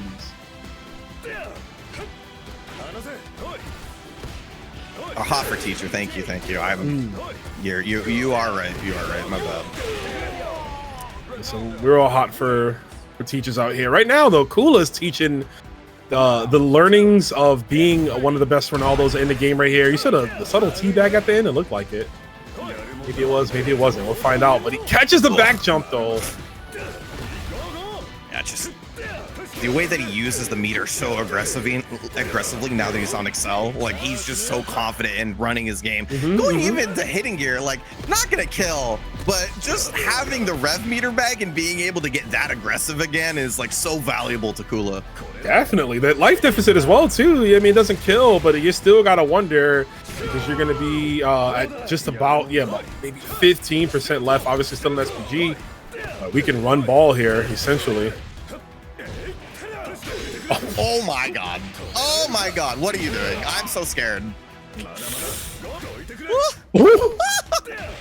Don't get hit. Oh, no. What? Anything but that. Oh, but you didn't even need the meter. Oh my god. What is happening? Oh. And then he just goes back. He doesn't care. Cool, I lost to my 2 DPs? Whatever, man. Unfazed. I mean, Kula's the name, right? So he's got that ice cold killing him, you know? He's good on it. He's going to find it right now. Level... Oh, I think he's going to get the ground bounce there, but no. Hitting gear on deck again, by the way. Yeah. How many moves this character just does. I mean, he just spams special moves. He's going to build them pretty quickly. Dude, he is DPing every... I don't know what is happening here. Don't do it again. No! Oh my god, it's too high. Not like this. Also, level 2 super will kill Kula at this point. They both die, honestly. Hey, yo, let's go in stereo. No, what are you doing? Fireballs are scary. Anything is scary. Dashes in. We're running. Running a circle of time. What a throw tag! Oh, he put himself into over and gets the jump back on the slide. Kula ties it up 2-2. Oh man, what a game between these two. You love to see it. It's so much just scratching and clawing, right? Crabs in a barrel. One of us just trying to get out of this thing. I don't care about the rest of you or what happens in a way, but the collision from both Kula and Neku, God, this is amazing. And it takes us to another 2-2 finale. So right down to the finals here. The winner will meet Supergrenas. My man, I know he's on the other side of his monitor, bro. He's probably eating ice cream. He's probably laughing at this. He's like, look at these dudes, you know, just killing each other to get to me. Flattered.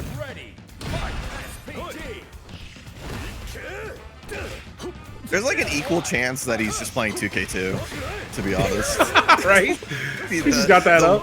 What the one mod? I forgot what it was called. The mod where you just have all of the meter.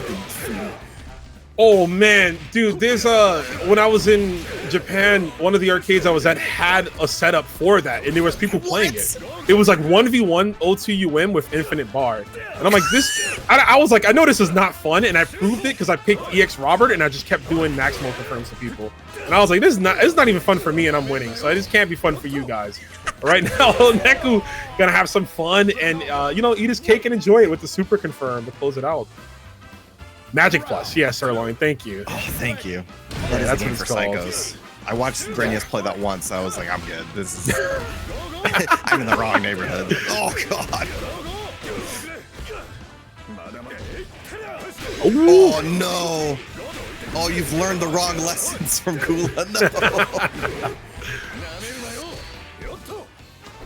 What was it? Hots for teacher? More like bad for student, brother. You're learning the wrong thing.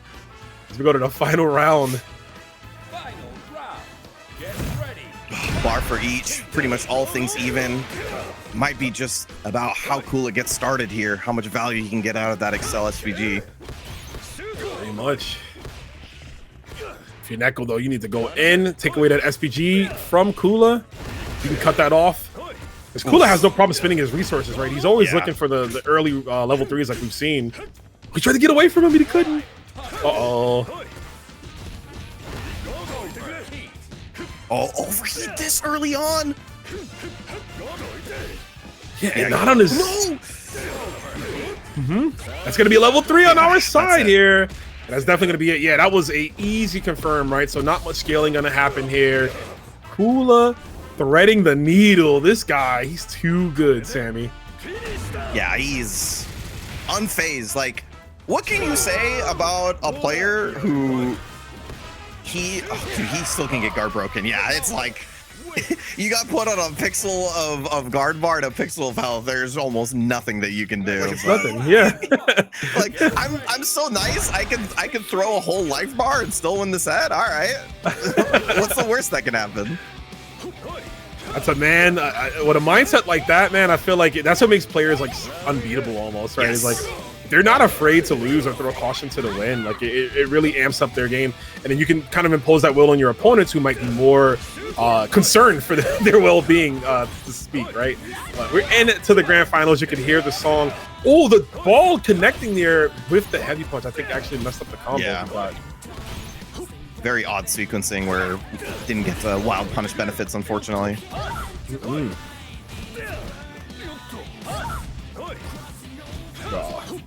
Kula fighting back to grands.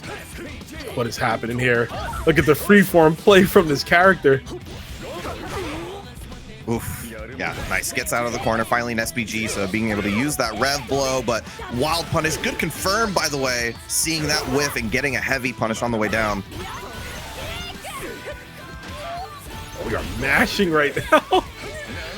5v at the end of a stream. Yo, go, come on. Kula plays so fast, and I think the way he plays and where I've seen him make these comebacks in like these grand finals is like he almost exhausts his opponent. Where he puts so much on them mentally, they get tired, but he's used to this. So as the longer the set goes on, they get more tired, and he's able to kind of like wrap these games up and make the run back. So you very well see that. But Supergrenas gonna find his final confirm in there. There's a bit of scaling though. He gets the hit. Yeah, when you're playing people who play at a high pace, it is up to you to slow it down. And if you don't, it is so easy to get caught up with their decision making. Feels like Kula's also considering what happened in Winners Finals a little bit farther outside of range of that 2D, not trying to get tripped up by that when he's summoning ball. Oh no, a little too early on the button. He actually made the right decision. Yeah, just frame early, right? Lost his activity on the way down, but the DP will work out in case. Quick game one. Kula's got 5 more to get through. Easier said than done, but he's also a guy that he is so momentum based, like Kula, and honestly, a lot this game, SNK games in general, I mean, it favors the player who is just red hot, the player who is more comfortable, sometimes being laxed after those long breaks in between rounds.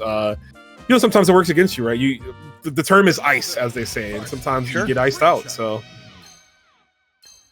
how far we've seen momentum carry people in SNK fighting games, right? It's like basketball heat checks. You just constantly just go for it over and over and over again, and sometimes you just chain 5 or 6 of them in a row and win the game for your team. Oh, definitely. Get the knockdown. Kula's already back to the wall of Supergrenas.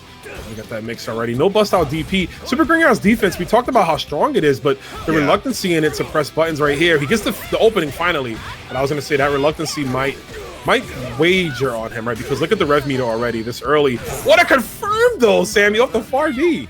Yeah, and he needed that because his rev gauge was so high. So good presence of mind there to use the super. But I mean, Kula doesn't even care. Like, all of that happened, and he just went, cool, I'm just gonna run right back at you. Cool story, bro, right? Just keeps it going. Oof. What Scott's...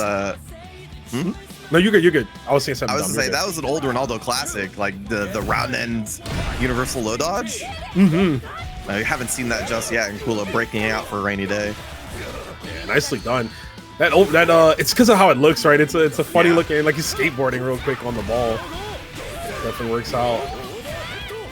That's another rev blow. 50% already gone, man. This character, we talk about his damage, but every time it's always something to marvel at, just how much he can do in such a short amount of time. DP, we might need a few more of those if it Grenas, just to secure get back into the fight, basically, right? And secure that pressure if you can. Ooh, wait a minute. That was an unfortunate cancel. I think he didn't want that, but he is an overheat. Get an opportunity. Yeah, pressure. Super? That would have broke. Yeah. I think he didn't want to. I think he was trying to save the super for, like, to get in maybe a red line, possibly. But puts himself in the corner. To be fair, like, I don't think a lot of people think like that. I'm like, it's just not a way that people have spent meter just yet, but it would have won him the game, right? He would have had 1 bar for the super and 1 bar for the kill, or for the guard break, and 1 bar for the kill. Ooh. Oh, there it is. Yeah. That's the first time he's misplaced that. Every other time, Kula's been so good at considering the 2D placing. Definitely, he's been apt on that. Yeah, that's definitely an instance you don't see. I mean, there was even a game in the EWC where a player lost because they didn't spin. They could have spent the 2 bars to kill, and they ended up spinning 1, right? Because naturally people were just going for the 1, the hard knockdown, and then going into the next super kill. I believe it was Shadow. Nice delay though from Supergrenas. He's right back in there. Delayed 5C. Still a potent button from Preecha. She duffs you and breaks your jaw. Yeah. So for people's notice, like, a lot of the time, a lot of characters in this game for guard break setups don't have anything that jails from light normals. That's just kind of the nature of the game. Most characters don't have anything that jail even from, like, non-proximity normals. If you're like far D or far C's, far D's, 2C's, usually those things don't jail unless you're dealing with something specific. So when you're going from lights, if you go into super, that usually jails because supers in this game are like 6 to 8 frames for the most part across the board. So when you cancel off of them, you usually get about 40 to 50% if you do 3 lights into a super. Don't ask why I know that. It's useless knowledge, but I guess might have been something there towards the end. It's not useless at all, bro. You're the professor. That's your moniker, man. You have to own up to it, man. Know all the intricacies about the game, and you can educate all of us. It's educating me because I definitely didn't know that. But here we go. House is on fire. 1-1 situation. Yeah, and then this is like Kula's back's against the wall, which is usually the opposite of what's happening in this set. And still, he takes so much damage trying to get in on the Kula because Kula's so good at just switching into this zoning style. Like, it just reminds me of his duel on. Like, it's just, oh, I'm at full screen? Cool. Now you can never get in. Oh, I'm in front of you? Now I'm dealing with the worst mix-ups in the game. It's almost like fighting a different player completely, right? Like, you were so aggro beforehand, but in this change-up right here, he switches it up on a dime, blocks it. I think we had time to high dodge there, but very much so just going to go for block just to not deal with any of that. And he's right back to slowing down the pacing. It is on Grenas to advance. Oh, he's going to lose his first round of time because that clock is ticking. Yeah, he's got a lot to make up now. Ooh, okay. Hard knockdown, setup. Yeah, you don't need to do much. I don't think you can lose on eating throws for the rest of the timer now. Not at all, yeah. Another one, and it doesn't matter. I think he just figured that out. He's like, let me just get this in. Not that it matters. We need to block the universal overhead. He could have gotten hit by that. I was sweaty to the very end, huh?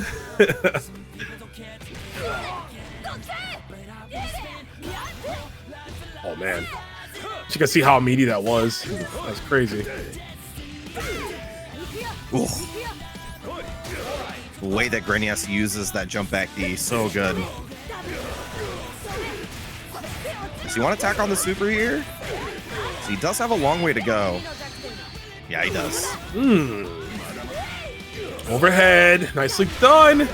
Supergrenas tying it up.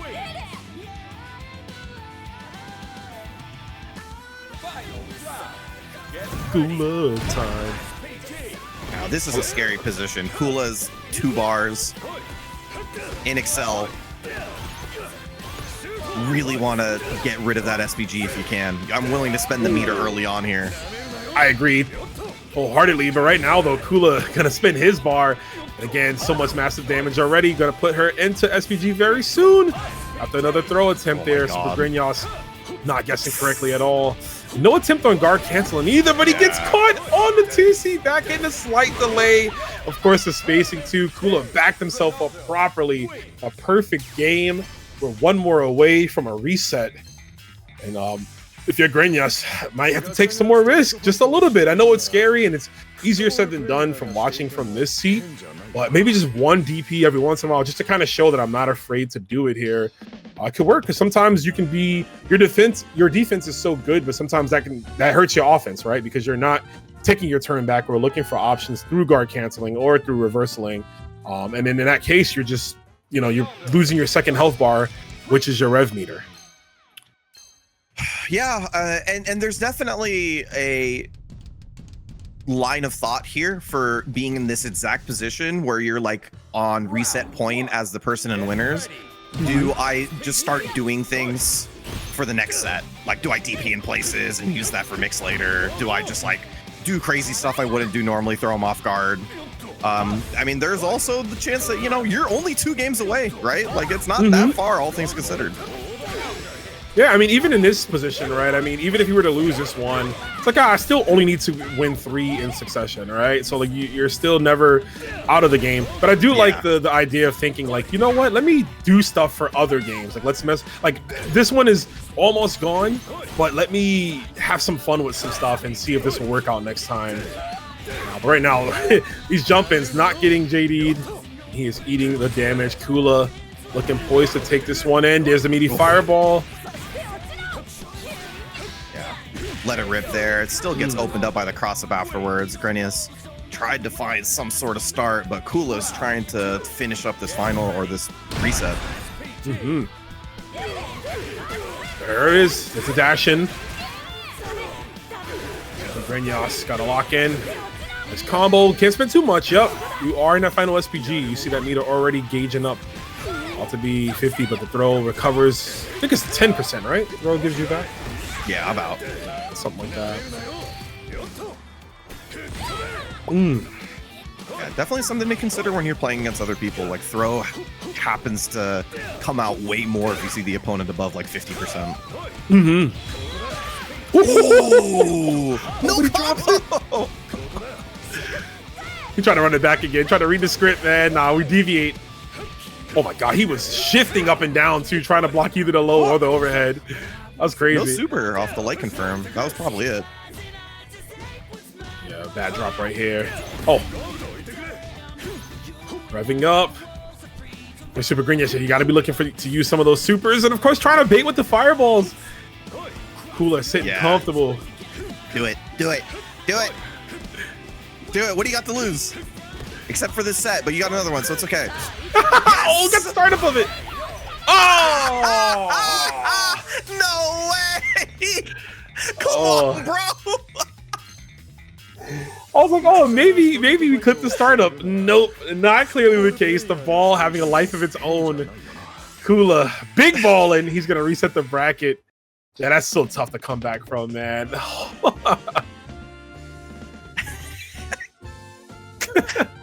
I love this game to death, man. It's one of my favorite games in the world right now. But God, do you see stuff like that? You're definitely like, this game sucks. Yeah. This game gives me so much. This game sucks. We're so back, like consistently all the time, dude. All the time.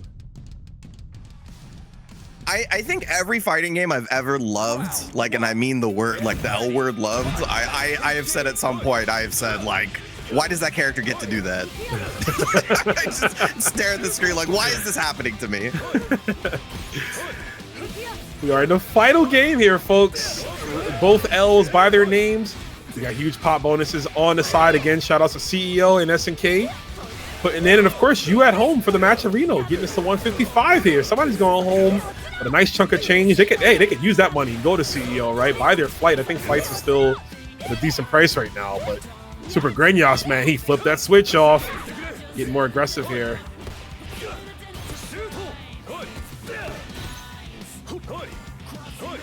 This game sucks. Greatest of all time. Yeah, that's passion. Yeah. You gotta have passion to say that, Dez. Let's see you, homie. I mean, dude, Kula's nearly, has walked him corner to corner. Like, not a single hit. That was literally just fireballs and block strings all the way down. Yeah, again, the defense from Supergrenas to just not overextend. Oh, but it could come back to haunt him. He gets the rev blow punish. Oh, that's it. Damn. For whatever you want to say about Grenas as a player, like, one of the things I think I give him the most is his confidence with his defense in the corner. Like, I think he's super content being there because we see him even, versus other characters, like not necessarily Ronaldo with a fireball, so willing to hold back and wait for his moment. Yeah, it's gotten him this far, right? In multiple cases. Grenas, I would say, like, we just, there's not much data for him offline, unfortunately, but when it comes to these online streets, he's always a contender. You will see him majority of the time in any online bracket in a top 3, mostly winning. I mean, there was a time where it felt like he was just winning like 3 tournaments a week in this game, with Preecha, who at the time was still not underdeveloped, but not as overexposed. Yeah. Whereas I feel now there's a lot more Preechas. We saw K-Top beat a Nemo with Preecha earlier in versus fighting. So this character's fully on the map as we get that trip. And you know what? As an option, I want to test out even other characters using that trip to beat Ronaldo's close-up fireball in that range. Ooh. Yeah, for me, it's a question mark of speed and range, right? Like, how many other characters have that, like, exact middle ground that make it work? Oh my god, relentless, bro. He has not stopped.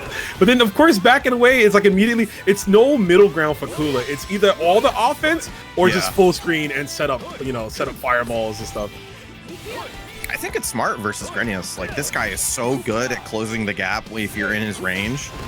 And like, you see like how Kula was so ready. Once Grenas double dashed in front of him, he immediately pressed the button to stop him. He gets to stop right there too. Kula bringing it to 1-1.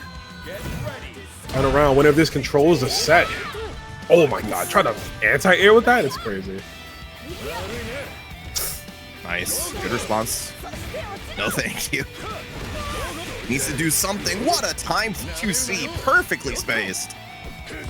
Boom. Another super. There it is. Oh. That's what he's been looking for so long. Even in set 1, those little walkbacks while his opponent's in the corner. He's looking for Grenas' jump back D. Oh, commits to it. Yep. But I think he's like, you know what? I can afford to take this hit right here. Like, I don't mind a bit of a wild DP, but we're gonna spend our resources, get that back. A little bit of QED. This could get ugly though. I don't know if I fully agree with Kula going for that DP in this case, but he's gonna be alive. I don't know if I agree with Grenas using the hitting gear there. Double level 1 might have been an interesting case as well, but I think the way that Grenas structured that made it work out. Just having the rev meter once again, and then just trying to go for a 50-50 in that case. Yeah, I mean, thankfully it worked out in that case, right? But definitely understandable why it could be questionable. The double level 1, it's so good, and obviously it gives you that extra chance, like you said, the 50-50 attempt to go for. But then I'm a big fan of just having all my meter too, right? Because But it's also character dependent for me. I'm Ken. I'm always looking for like Jinrai DS. So I'm like, let me hit this level 3, get what I got. And Grenas, it worked out for him too. So we up 1. This is the first time I think in this grand final set it feels like Grenas is on the up and up. It feels like he's always been fighting from underneath. And he's got this first game. Let's see if his momentum continues. But Kula still in the game here. We just can easily go down to a 3-2 set here between the pacing of these players.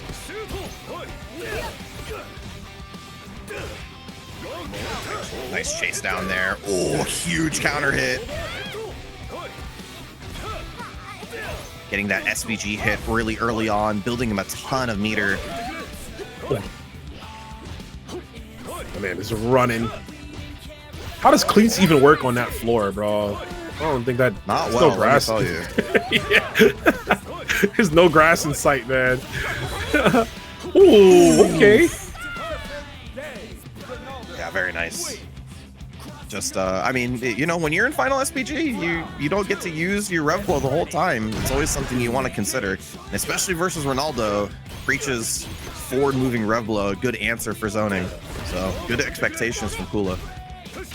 Oh, speaking of expectations, he doesn't complete the combo. That's so bad. I was going to say, though, expecting the bust out from Grenas and he was going to properly punish, but he didn't. Instead, we're going to get one of our own, super confirmed, and base the throw. That was beautifully done.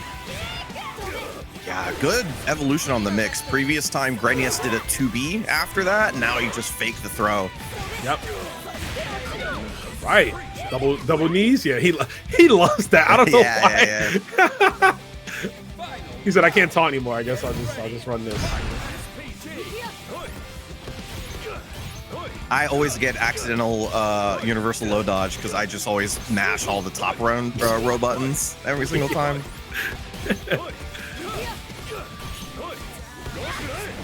Ooh. What do you mean you confirmed that? What's going on?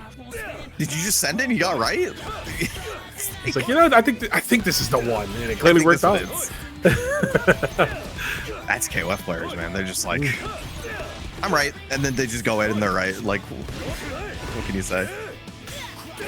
Oh man, it's balling, bro. I was like a 10-second sequence of just double dribbling.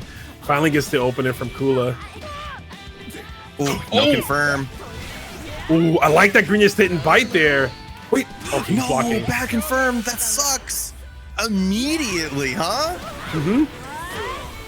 Yeah, he was really high there. I agree with this. Even with the level 1, I mean, you're still gonna have to do a quick combo. You have to favor a meter, I think, in this case. Oh, that's huge. This is all an SPG too, so the extra damage. Not gonna be. Oh no, doesn't route for knockdown though. Oh, you're insane. You're actually a crazy person. Yes, sir. I was wondering that too. I was like, are we gonna go for a sequence that leads to SPG, you know, to rev blow hard knockdown and really put the pressure on Kula? But Kula, even on the soft knockdown, was committed to DP and on wake up there, and it didn't work out.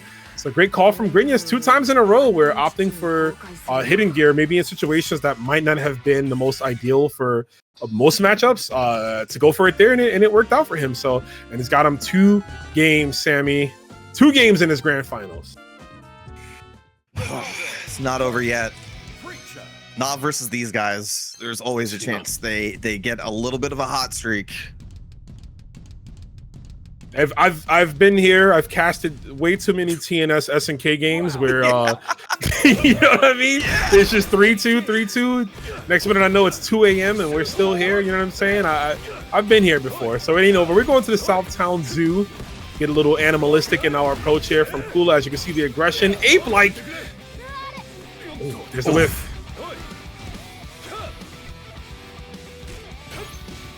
Yeah. You see how many times Kula is checking for the jump back there, and then he just, as soon as he doesn't see it, just running back in. I can't believe that gets a pop-up counter hit. That's crazy. That's nuts. Doesn't finish on the way down, unfortunately, but whoa. Regular hit, so you don't get the juggle on the high dodge, and Grenas takes advantage. Ooh. This is that. Farsi is going to cause his death here, but yeah, sometimes dialing in, right? You're expecting that wild punish, and it doesn't come. Gotta watch those hit confirms, and that could be such a huge detriment, especially in this game with the damage you get off wild punishes now and how players are able to cash out, man. Like, you can't waste any motions here. Very nice run under, gets the close C. Good damage here. Kula trying to cut the lead in half here. I'm trying to force a throw, a DP there, excuse me, a jump to get a DP, but doesn't go for it there. The dash up. Chin check. Yeah, Granius is good at that. Just that dash Farsi. Nice block. And JD's all the way through, by the way, so he protected his rev meter. He did, but what a JD on the way down from Grenas. Expecting that DP, he's getting so better at that. It gets for the low. I'm surprised that Kula, I shouldn't say I'm surprised he got hit by that, but like Grenas, I don't know, man, he just worked out. He was expecting another overhead 3 in a row, but it's hard. Set point. Yeah, man, I guess just by numerical like information, you just can't always guess correctly, right? Yeah. That's why I really suggest one of the biggest things you can do versus Preecha is learning how to HD that setup. It's like, it's really hard, don't get me wrong, but like, after watching other players do it consistently, I think it's definitely possible. Yeah, because you're HD in the Rekka sequence, right? Not the overhead or the... Yeah, and I agree with that. You cut off both those options if you're just able to deal with that. Like you said, it's not easier said than done. We can expect a lot of great things from these pro players. We're going to have to expect a super here, too, for Grenas. Versus 4-way mix. Where we going? Oh. Again, the same mix as last time. Not going to be enough, but he's going to be in a great position. Delays his jump that time. Goes for the mix, and the low again. Makes it 3 straight. And Supergrenas is your TNS City of the Wolves champion. The lock-in, bro. He figured out all he needed was 3 games of data, right? Well, in that case, I think it was 4 games, but he does it. Number 27, man. Supergrenas. You love to watch this guy. One of the best to ever do it. Representing the Preecha. Looking good in this early season 3, too. This character, despite the changes, right? One of the top tiers that did receive some nerfs, but you can see right here that it is not enough to nerf the player.